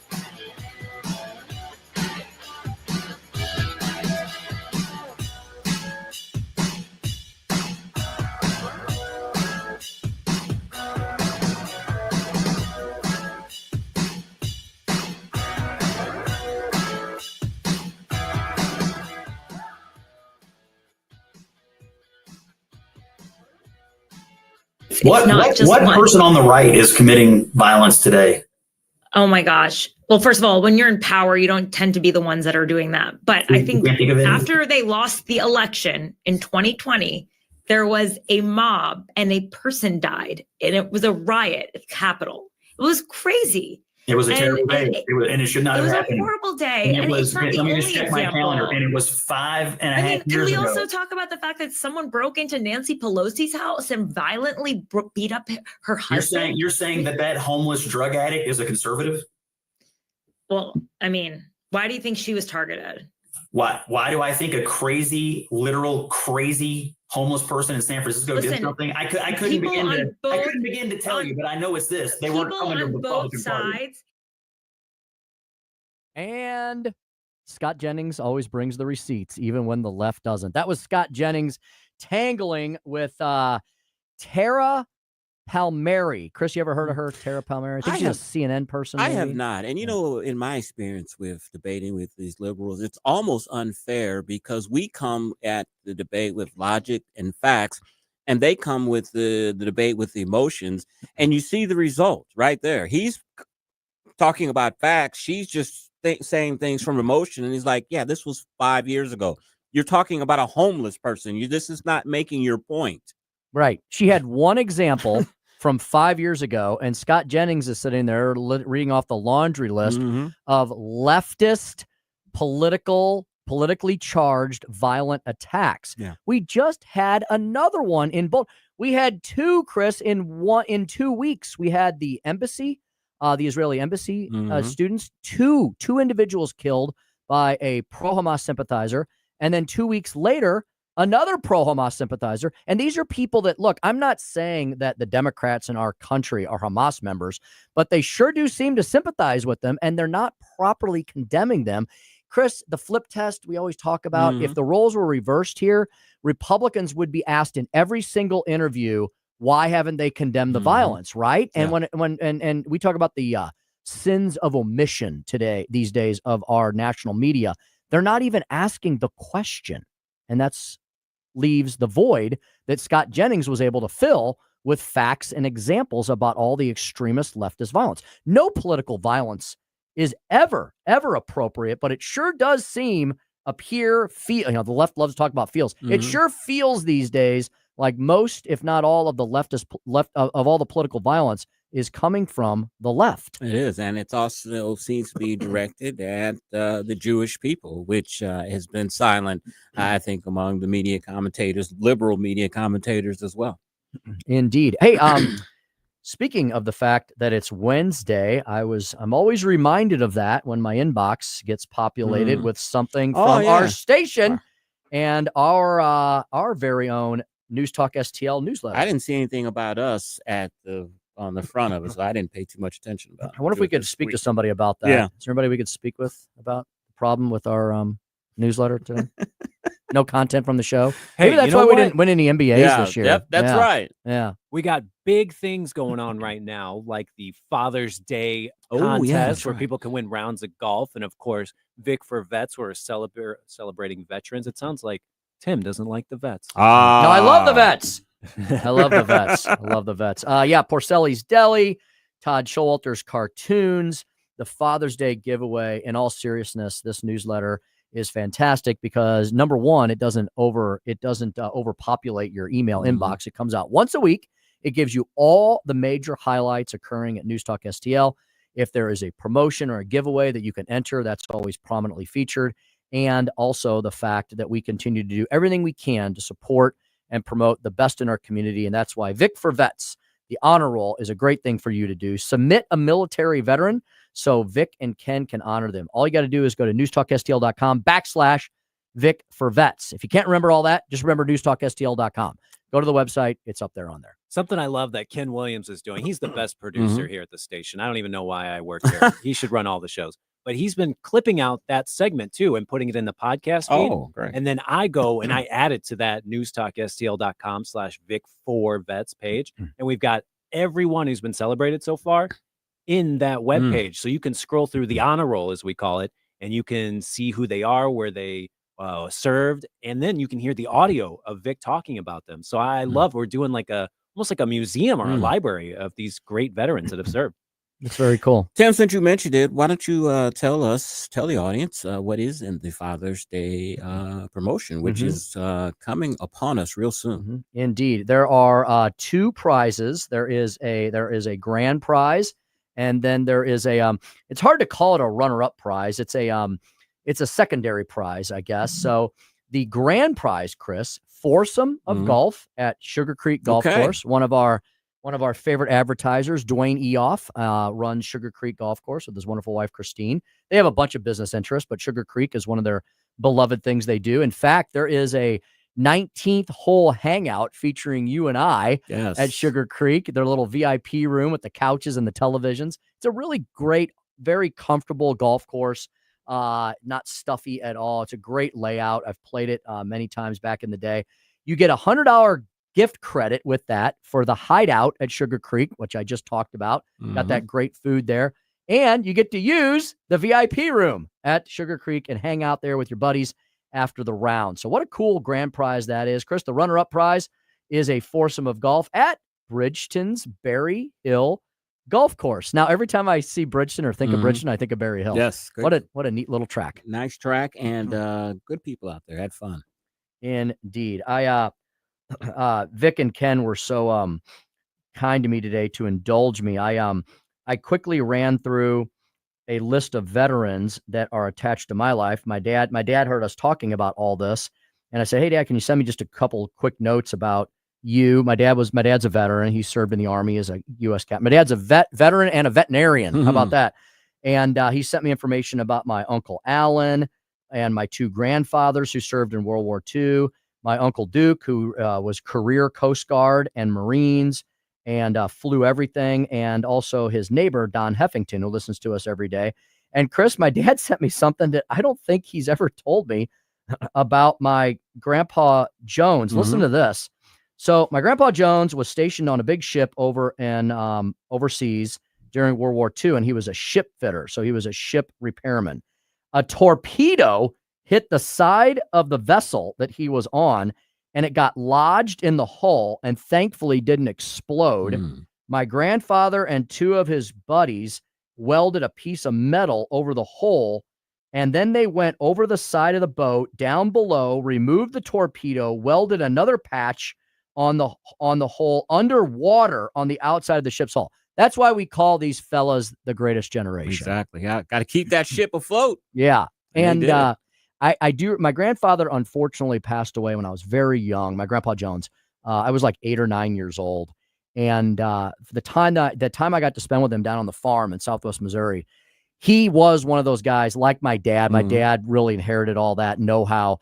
Could fix anything. They were like MacGyver. Like, give them a piece of bubble gum, some duct tape, a piece of metal, and some WD-40, and they could repair anything. You know, that's just when you made your life on a farm, you had to learn how to deal with. You couldn't call. You couldn't go to Walmart. Or you couldn't call somebody to come fix this. No, you had to fix it yourself. Yeah, so you grabbed whatever was available. You got out the welding machine and you just went to it. And when I was younger, my dad and I did a lot of car repair. Now cars are like almost impossible to work on with all the technology. But I try to be relatively handy, but I'm nowhere near like what my dad and my grandpa were. I'm not handy at all. I'd be the first to admit it. And the main reason why I'm not handy is I just don't have any patience. That's part of it. You have to have patience to be able to take stuff apart and put it in a way that you can put it back together. And if this doesn't work, I just don't have patience for that type of thing. And I know my limits. So I don't even try. I hear you. I try to be patient, but I'm not that patient of a person either. I want things done now. Yeah. My father, being a veterinarian, has an extreme amount of patience because he was a surgeon. Oh, yeah. And if you're not patient when you're operating on something, you're going to screw it up. Sometimes Mabel don't want to have that cow when you think she should. That's exactly right. So anyway, Vic for Vets. What a great thing for Vic and Ken to be doing. So if you would like to honor your favorite veteran, living or deceased, you can memorialize them on the Vic for Vets show. And they're going to do that every day in June. And Chris, they're going to continue to do this. Oh, fantastic. Once a month throughout the rest of the year. They're going to make it a monthly thing, a tradition that's going to carry on. Fantastic. So, should. Yeah, we do a lot here for first responders, for veterans, and it is our distinct honor and pleasure. And thank you to all of you who are listening right now I'll bet Scotty's probably tuning us in right now, your favorite Navy chief, and so many others. Thank you for all you have done. Thank you if you're in a military family, especially if you're a Gold Star family. We cannot thank you enough for serving, for honoring, and especially for those of you who are in families where a service man or woman has given the ultimate sacrifice. All right, we've got another great guest coming up. So the economy. It's the economy, stupid, right? Who said that? Was that Carville? That was James Carville. James Carville from Louisiana. Where's his wife? Bayou. Where's Mary Matlin these days? I haven't heard from her much. I think they've she's around. He's around. I think she's pretty much retired. Yeah. Their daughters have to be in their 30s now, mid-30s, maybe mid-30s. James Carville loves being on TV. Oh, he does. Yeah. And the ugliest man in politics, I said, wants to be on TV. Go figure. He's such an entertainer. He's an infotainer, as we would say. So I don't know how we got on that track. The economy. That's right. He said it's the economy, stupid. So we're going to talk the economy at 5:25 with David Bahnsen. We've had him on before, Fox Business contributor, founder of his own company, self-made man, the Bahnsen Group. We're going to talk tariffs. We're going to talk American jobs. We're going to talk the economy. We're going to talk inflation. Where might we be going from here? Well, David Bahnsen is going to help us break it all down and make sense of it at 5:25. So for those of you who are interested in business, the economy, finance, markets, as we should all, because it helps the world go round, tune in or don't go anywhere and keep it right here until 5:25. In fact, why don't you just listen to the rest of the show? Because at 5:45, Chris has got a follow-up story from something that he didn't have time to get to in Chris's Corner. He's going to entertain you with, and we got more information you need to know. And then we're going to prepare you for Larry Connors USA. Larry Connors follows Chris and I every single day, Monday through Friday, 6 to 8 p.m. Fantastic show. I love Larry gets me home. Larry gets me home every evening after we wrap up the show on my ride back out to the hinterlands of E-Town, and it's always great to listen to those golden pipes of Larry. Larry Connors. is our generation's Paul Harvey. He really is. I love the way he spins his stories into the news stories. He's very good at it. Master storyteller, fascinating fella. He is truly a Renaissance man, and we are blessed to have him here. Fearless. He is, along with all of the other, all the other great talent. Hey, you know who else is fearless? Who's that? And you wouldn't think it because he's such a modest person, a humble person. Mike Archer, the new St. Louis County councilman, combat pilot, trainer, and just I'll tell you, those guys have ice in their veins. They're just cool as cucumbers. You wouldn't know it because Mike is such a humble, unassuming guy. But maybe we'll have to get him on sometime. Tell us some good stories about his days as a military man. Yeah, every time I see him, he wants me to go up in his plane with Does him. he? And I just refuse to ride in one of those, a Cessna or any of those planes. I just refuse to do it. If there was a guy you were going to do it with, though, it would be Mike. Yeah. He's got thousands of hours. And I've got a friend, he just got his license maybe 6 months ago, and he wants me to go up with him. I'm like, no way. See, Mike's one of those guys that would be like, hey, Chris, I'm going to shut the engine off for a minute. Watch what happens. Because he's the kind of guy that's been in every situation possible. So, his version of a problem is not our version of a problem in an aircraft. So, because he's had to recover from that stuff. Yeah, I've talked about some of these airline incidents where the plane got hit by lightning and all the power went off. That happened recently. Yeah. And there was some other incident. And I just told my wife, man, if anything ever happened like that, I would just die right there before any type of crash or anything. Just the fright, the scare of that would be, I can now. Indeed. Too much for Hey, my calm heart. down. Calm down. Yeah, indeed. Hey, you know how we know a segment is awesome? When I look at the clock and I realize it's almost over and I feel like we just started. I've got to do the stump speech. So I'm gonna give you the abridged version of some of the 50 biggest things in the big, beautiful bill. That's the subject of today's Speaker Stump Speech. Listen to me, listen to me. I'm very consistent. I'm a very stable genius. It's time for the Speaker's Stump Speech, sponsored by Hanson's Tree Service at hansonstree.com. You know what I'll do? Instead of trying to roll through the 50 biggest things, because I won't have time for it, how about I tell you some of the biggest items that Democrats voted against? Well, I don't believe up to this point a single Democrat has voted for anything in the one big, beautiful bill. And this bill, look, it's not perfect. Elon Musk has called out some of the provisions of it, but it's a big step forward in the failure known as Washington, D.C., and it's definitely a departure from normal. So here's some of the things that the Democrats have opposed. So you can remind your Democrat friends of this the next time we get around to an election. Number one, they oppose the largest tax cut in history, which is estimated to put a minimum of an extra $5,000 in every American's pocket, every taxpayer's pocket, with a double-digit % decrease to their tax bills. In fact, the middle class, right, the group of people that the Democrats claim to love the most, the people earning between $30,000 and $80,000 in this country, they're going to pay 15% less in taxes. That's real money. Democrats are also opposing no tax on tips for the millions of really hardworking Americans who work in the service industry, one of the toughest industries to work on, and no taxes on overtime for law enforcement, nurses, and many other of these service professions. So they oppose that. They oppose historic tax cuts for senior citizens. They're opposing a boost to the child care tax credit. That's actually a Democrat bill. They file that all the time. Well, they voted against that by voting against the one big, beautiful bill.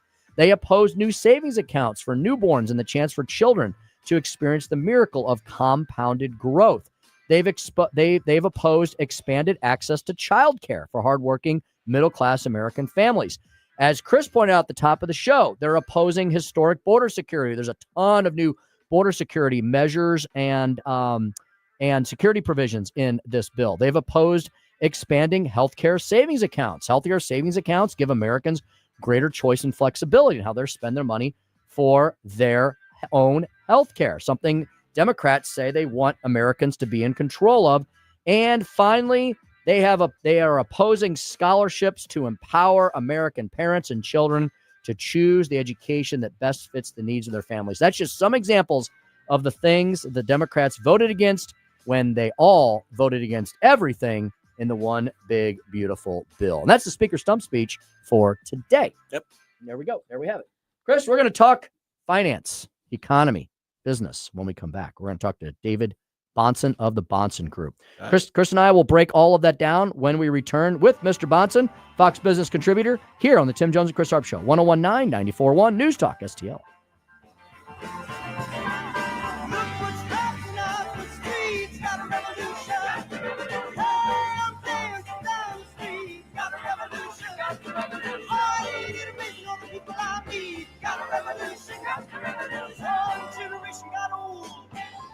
Tim Jones and Chris Arps in the afternoon.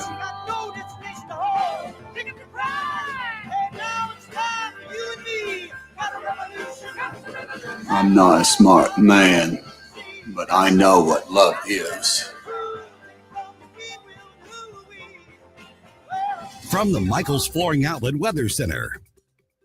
Tracking showers and thunderstorms into the afternoon. There's a very narrow window where a few of these storms could be strong, maybe even reaching severe limits. But wind would be the primary risks with any of these storms. That window quickly ends by the evening, transitioning to just showers and thunderstorms. Temperatures staying near 78 degrees, cloudy overhead, falling to the 60s overnight. Some rain possible on Thursday, tracking rain chances into the weekend. That's your first alert forecast. I'm meteorologist Leah Tony Hill. Colombo here for Gutter Pros, your all-in-one gutter service team that brings years of experience and quality that's affordable right to your doorstep. We discovered Gutter Pros a few years ago when we bought our home and inherited a gutter issue that was on the road to becoming a potentially big problem, but thanks to Gutter Pros was stopped before causing any major damage. They've also repaired the siding on our home because along with gutter repair, gutter installation, and leaf protection, the Gutter Pros are also the best for siding repair and installation. Learn about all the ways Gutter Pros can help your home at gutterpros.com. Another RX Watch brought to you by Onder Law. Welcome back to RX Watch. This alert is disturbing. Right. A while back, we learned that companies like Johnson & Johnson use a mineral called talc in baby powder and other products. And studies show that talc, when used for feminine hygiene, can cause ovarian cancer. Now listen to this. RX Watch has learned that the talc they use is being mined in China. Right, and talc mined in China contains heavy metal contaminants like chromium and magnesium, which are known to cause cancer.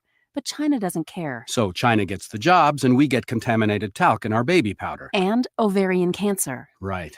With their specialized tests, the medical team at Onder Law can help you know if your ovarian cancer was caused by talc. Onder Law has helped women for years with free and confidential consultation. You need to call Onder Law's pharma attorneys at 1-800-RX-WATCH. Call Onder Law at 1-800-RX-WATCH. That's 1-800-RX-WATCH or go to rxwatch.com. The choice of a lawyer is an important decision and should not be based solely upon advertisements.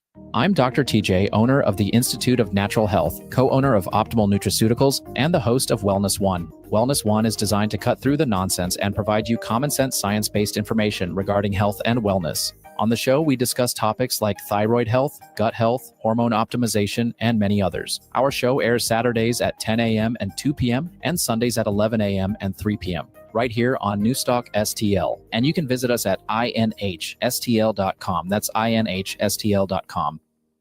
This hour of Jones and Arps is brought to you by Stifel. Contact your Stifel financial advisor at stifel.com. That's STIFEL.com.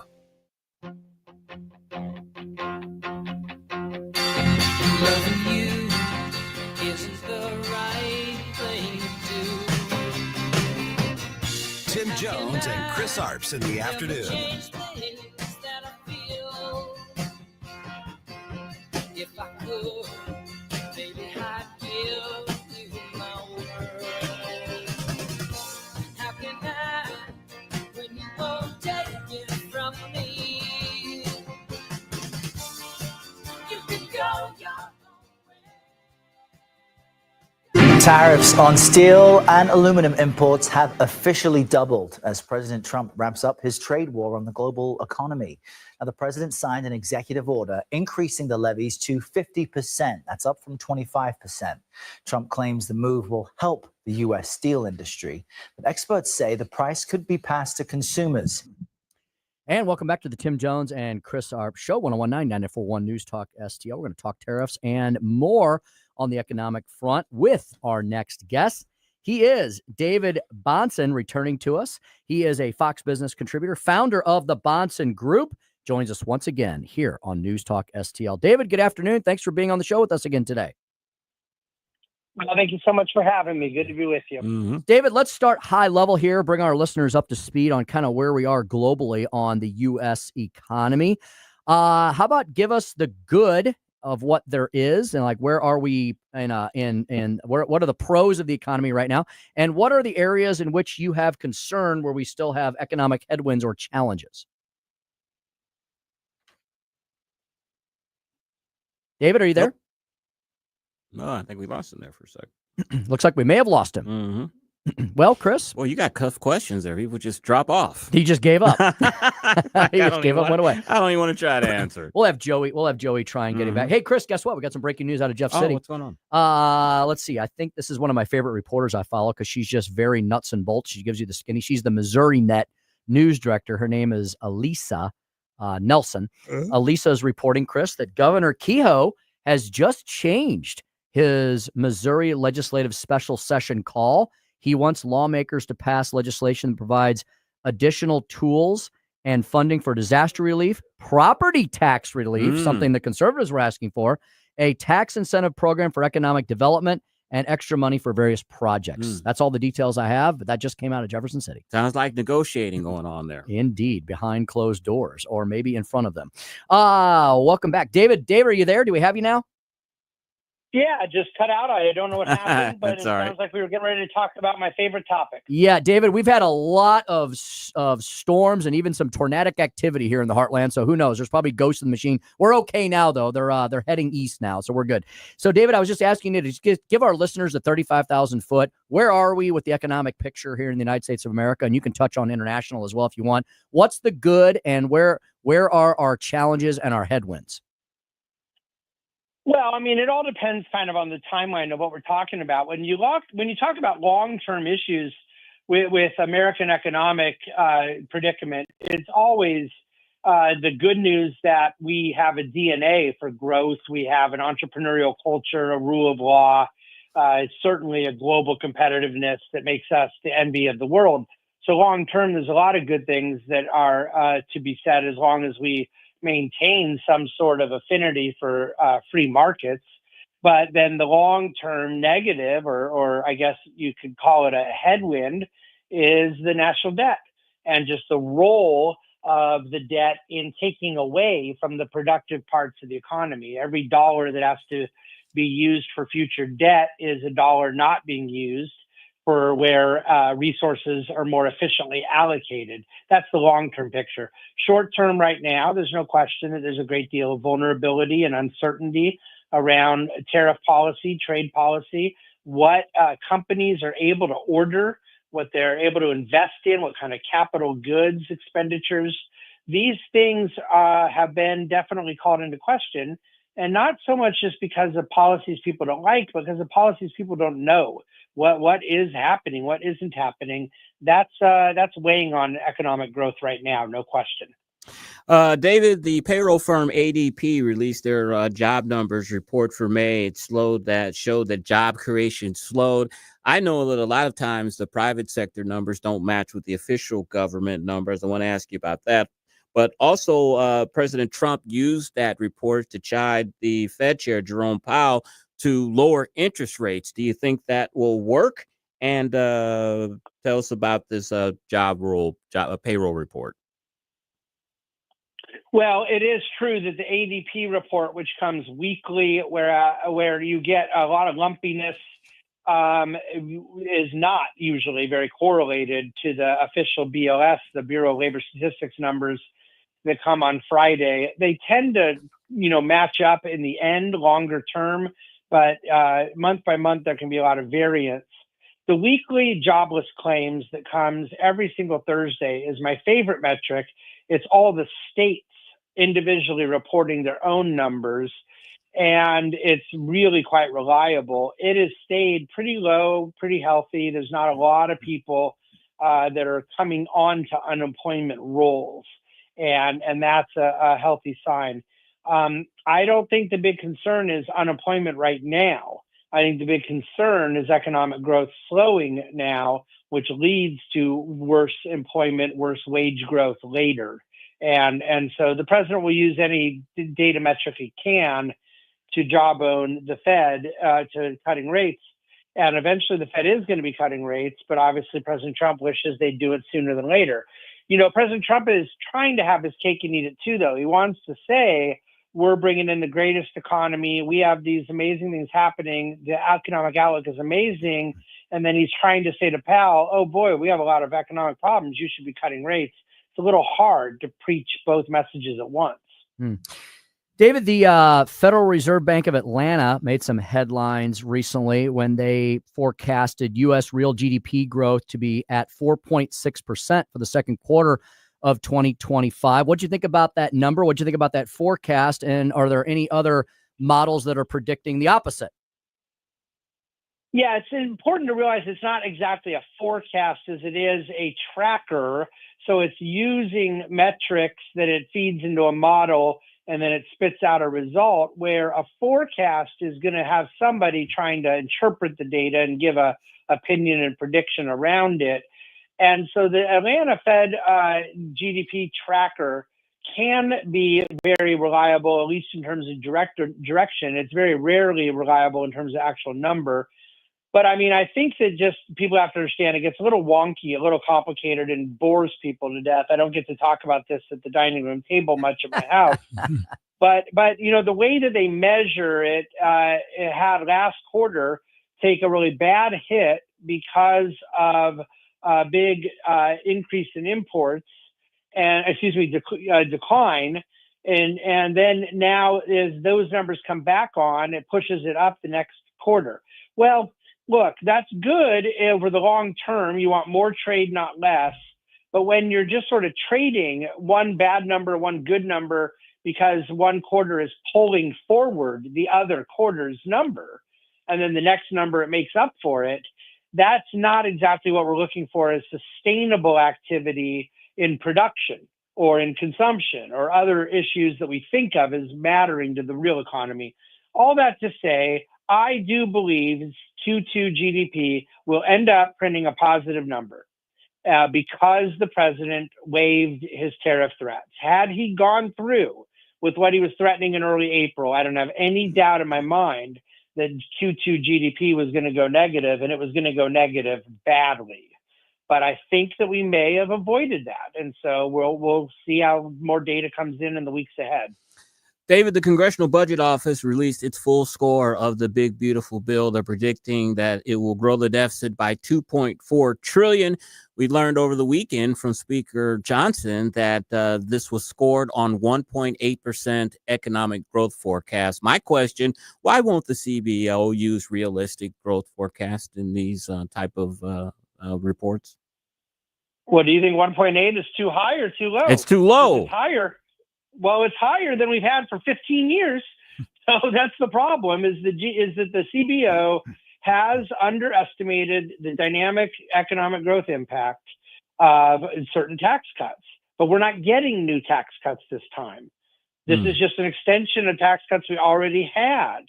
And so we have averaged 3.1% real GDP growth from 1946 to 2007. We averaged 1.79% from 2008 to 2024. I believe it's very, very hard to do.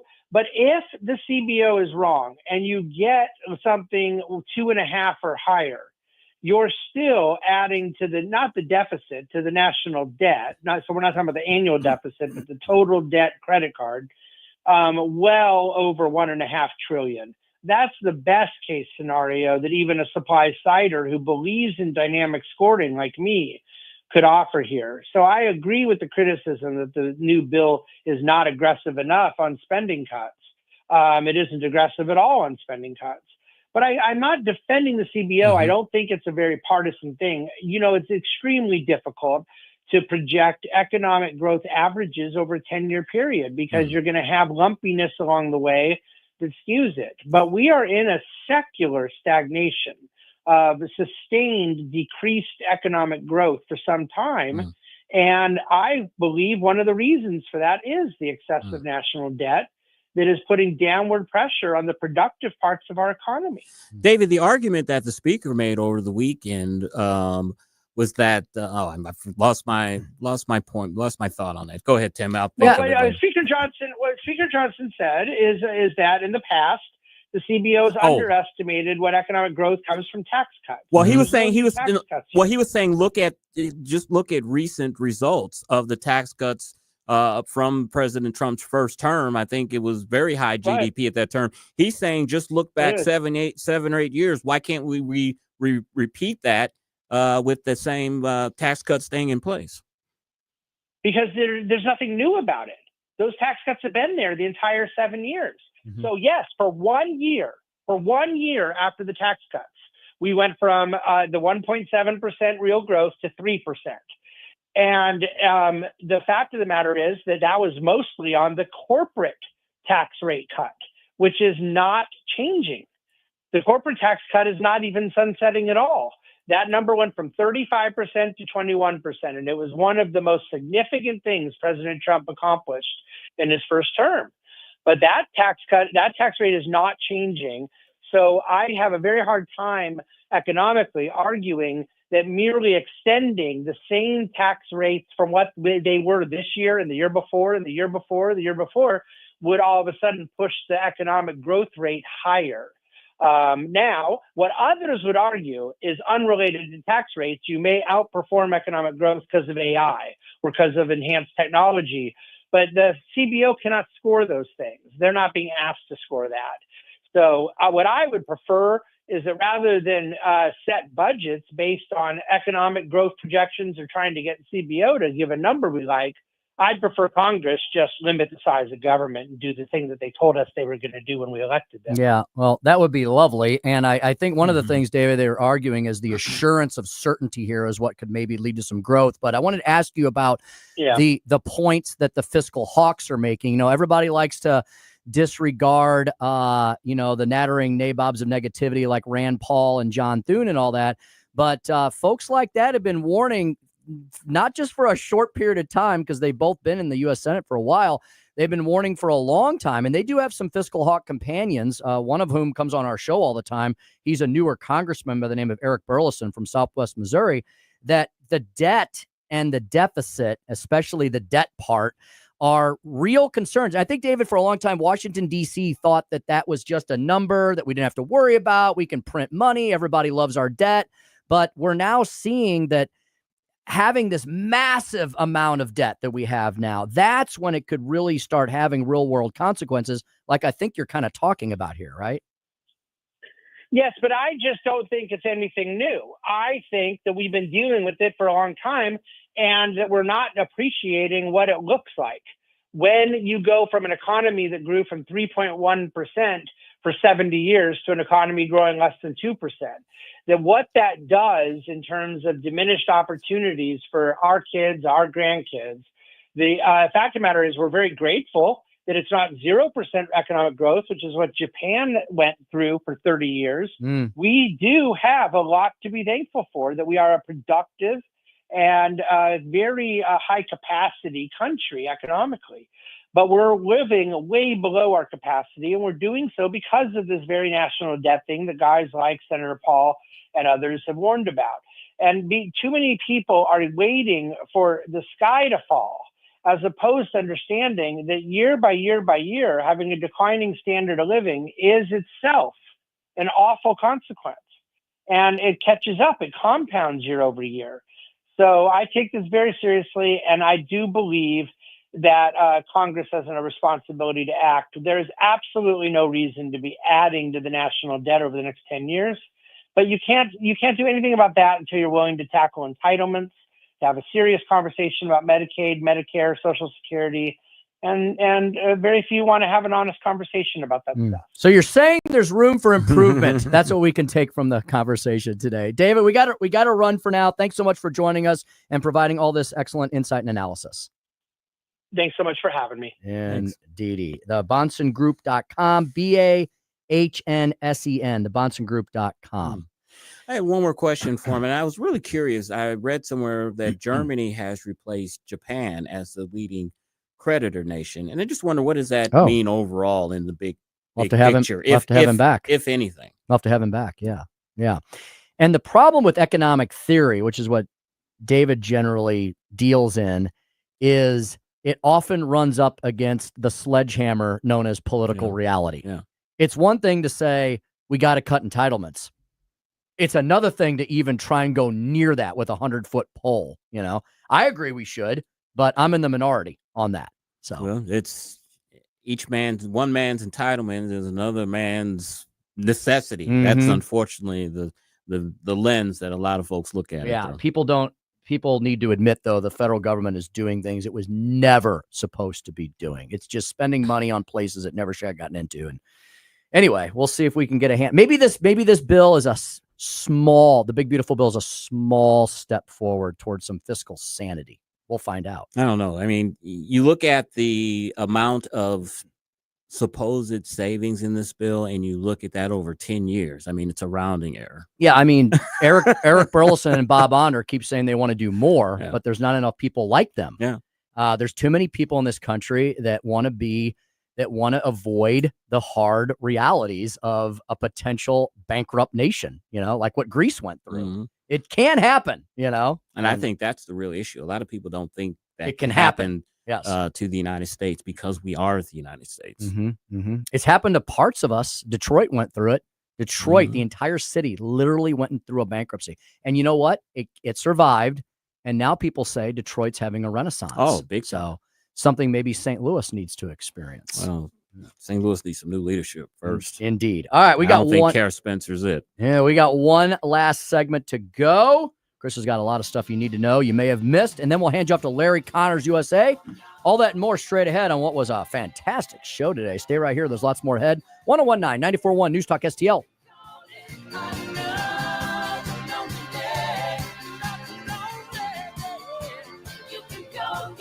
Tim Jones and Chris Arps driving the leftist crazy all afternoon.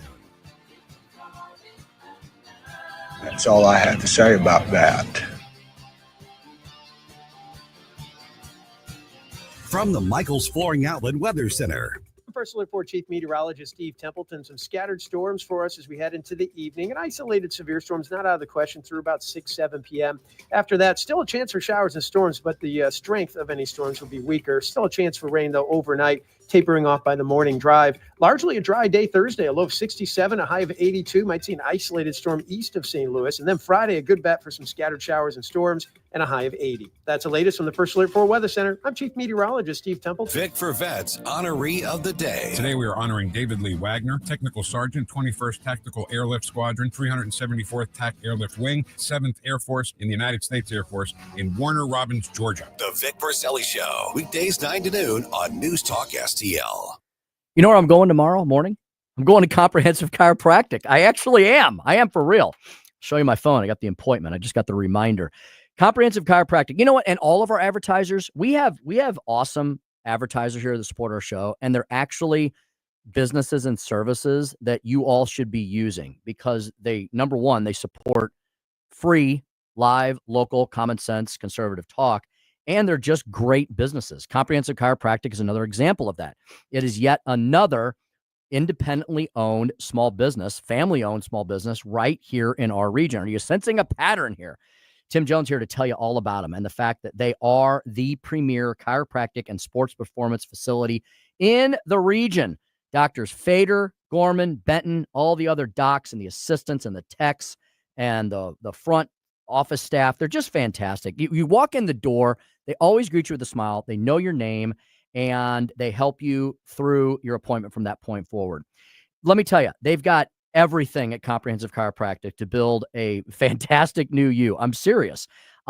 Yes, they've got the chiropractic services. That's your basic foundational building block. Do you need to get into shape? Guess what's upstairs? The studio. It's the Health and Wellness Center at Comprehensive Chiropractic. It is a beautiful facility. Doc Fader, really, he built a gem.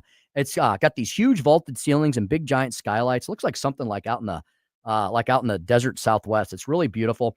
Pilates, yoga, tons of other class options, certified experienced instructors, small classes for personal attention, massage therapists. They've got a couple ladies that have been there a long time. They really know their craft well. And massage therapy goes in really great conjunction with the chiropractic services as well. Finally, they are specialists. Like if you have a nagging ache and pain, maybe it's acute, maybe it's chronic, maybe it's from an accident, maybe it's something that's just developed. Doesn't matter if you're young and old. Maybe there's something bothering you, right? I had one such thing, and that was some elbow pain. I knew what it was from tendonitis, kind of those repetitive injuries, right? From the golf and all the yard work I do, weekend warrior stuff. And it was, I didn't talk about it. I didn't tell them about it for a while. And I was like, I'm going to see if they can do anything. They did. And in just a few appointments, I'm like back to new. So, for those of you who have experienced chronic nagging pain, it is one of the most horrible things you can have. Comprehensive Chiropractic, it's a good chance they can fix you up lickety split. If you need a personal training option, they do that as well. Like let's say you're saying, I just got to build a whole new me. Well, they can do that with their personal training programs as well. So whether it's ankle, foot, knee, back, elbow, shoulders, neck, they can take care of you from top to bottom, from stem to stern at Comprehensive Chiropractic. Chiropractic.com is where you're going to find them. Comprehensive Chiropractic at chiropractic.com for all your comprehensive healthcare needs. Jamie Ullman here with the refi and debt consolidation magician, Jordan Rosenblum. Google the bagel loan. Jordan, tell me about it. Well, Jamie, with inflation high, credit card debts all-time highs, let's look at a cash-out refinance on your home. With our bagel loan, we're going to have no title fees. We're going to have no lender fees, no appraisal fees. This will help your overall cash flow mightily. It's the time to do it. Jump on now while you can. We can always refinance when rates drop. Bagel loan all day. 314-442-9570 or Google the bagel loan. NMLS number 226715. Hey, it's Vic Porcelli here with our great friend Chris Cooper from Serenity Wealth Management. Hi, Chris. How are you, Vic? I don't want to put anybody else down, but when you go up and visit you at Serenity Wealth, your place looks like home. So a lot of financial advisory offices, they have, the big mahogany desk or the big marble entryways and things like that. The stock market channel on the TV when you walk in the door, right? That doesn't really drive a good conversation. Good financial guidance and advice starts with a good conversation. People are nervous. People are afraid to talk about finances, right? And so you can see a little standoffish. Well, my objective is to try to have a good casual conversation. By having those conversations about life, goals, objectives, it's what makes me understand what our financials are supposed to fund. So if somebody does want to have a good conversation, how do they do that? How do they find you? Our website is the best way to do that because you can get all the information you need, understand where we are, get a little bit more information, all that. SerenityWealthNow.com. Reach out to Chris and Stacy today at Serenity Wealth Now. StreetLife.com. Investment advice offered through Fortis Capital Advisors, LLC.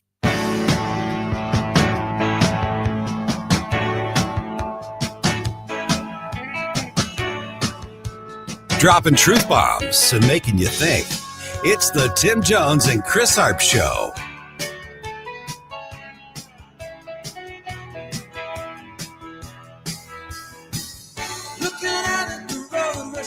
All right, got an update for those of you like me who thought you were going to a baseball game tonight. My wife texted me and told me that the game has been postponed. You called it. Which, well, I called it, but I looked at the map and and they let you do the time lapse thing, and it's like the Storms aren't leaving out of St. Louis area till 9:00. So knew that game wasn't going to be happening. And once it started raining, Tim, I wasn't very excited because one of the worst feelings in the world is sitting on a cold plastic bench at a game.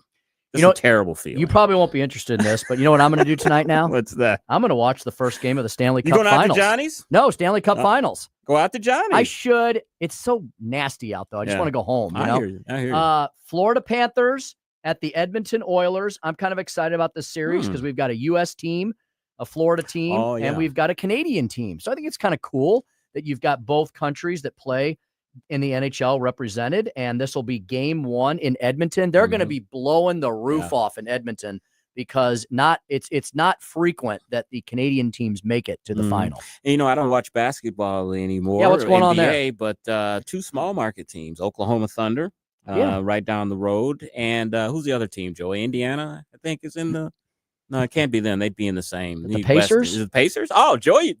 No, the Pacers and the Thunder. So usually the small market teams don't do very well when you come to these championships, but we shall see.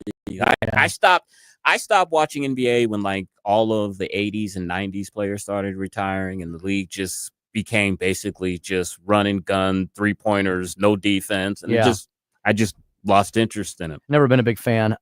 This weekend, Chris, beginning tomorrow, will be the first round of the Canadian Open in the golf world. And you know what that means? I always know what that means. That means that next weekend is one of my favorite weekends of the year. That'll be the playing of the U.S. Open. Yeah.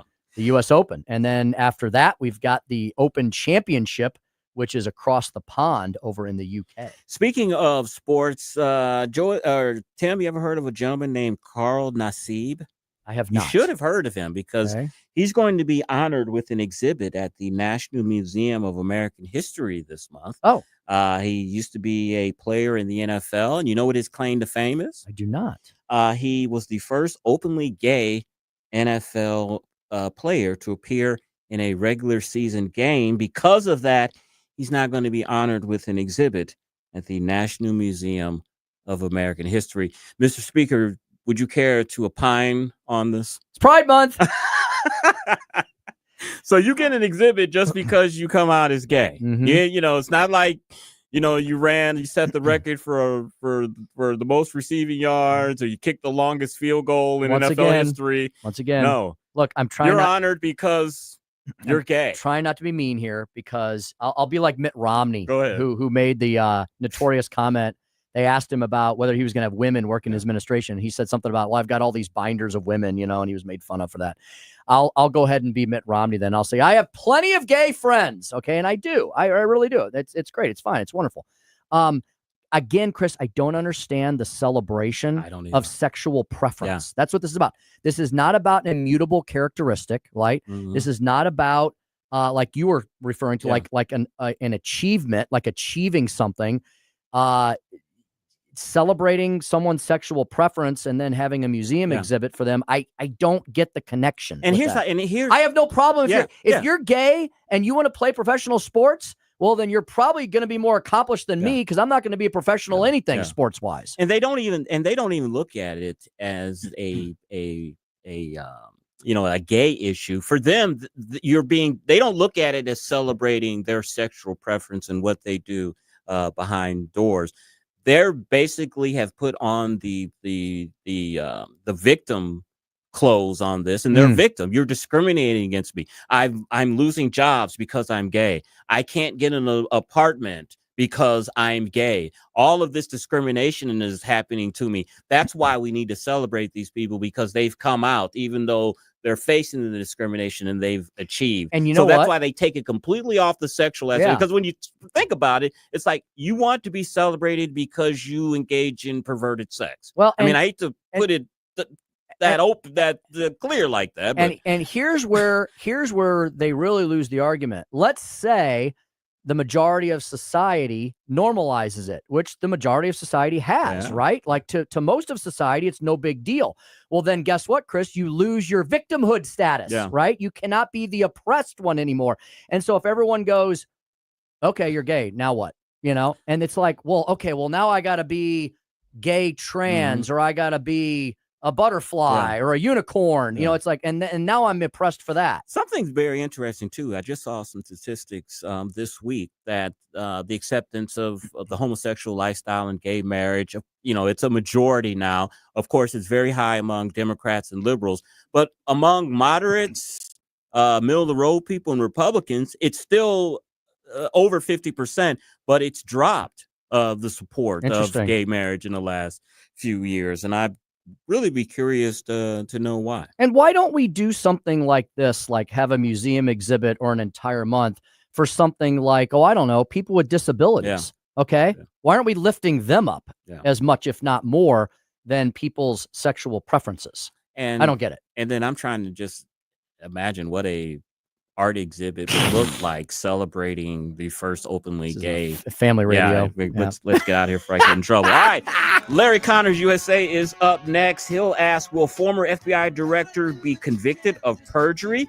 The Chinese national plotting to poison us, our food supply, and local beef ranchers of Sunnyside Ranch in Illinois with details of meeting beef demand. That's Larry Connors USA up next. You have been listening to the Tim Jones and Chris Arps show on 1019 94.1 News Talk STL. Drive safe, have a great evening, and stay dry. Is your portfolio prepared for the biggest risks facing investors today? Hi, it's Tim Jones. High inflation and a rapidly changing economy may impact your investments. If you haven't made appropriate changes, your portfolio may not be positioned to address some of the biggest risks in today's economy. That means it's time to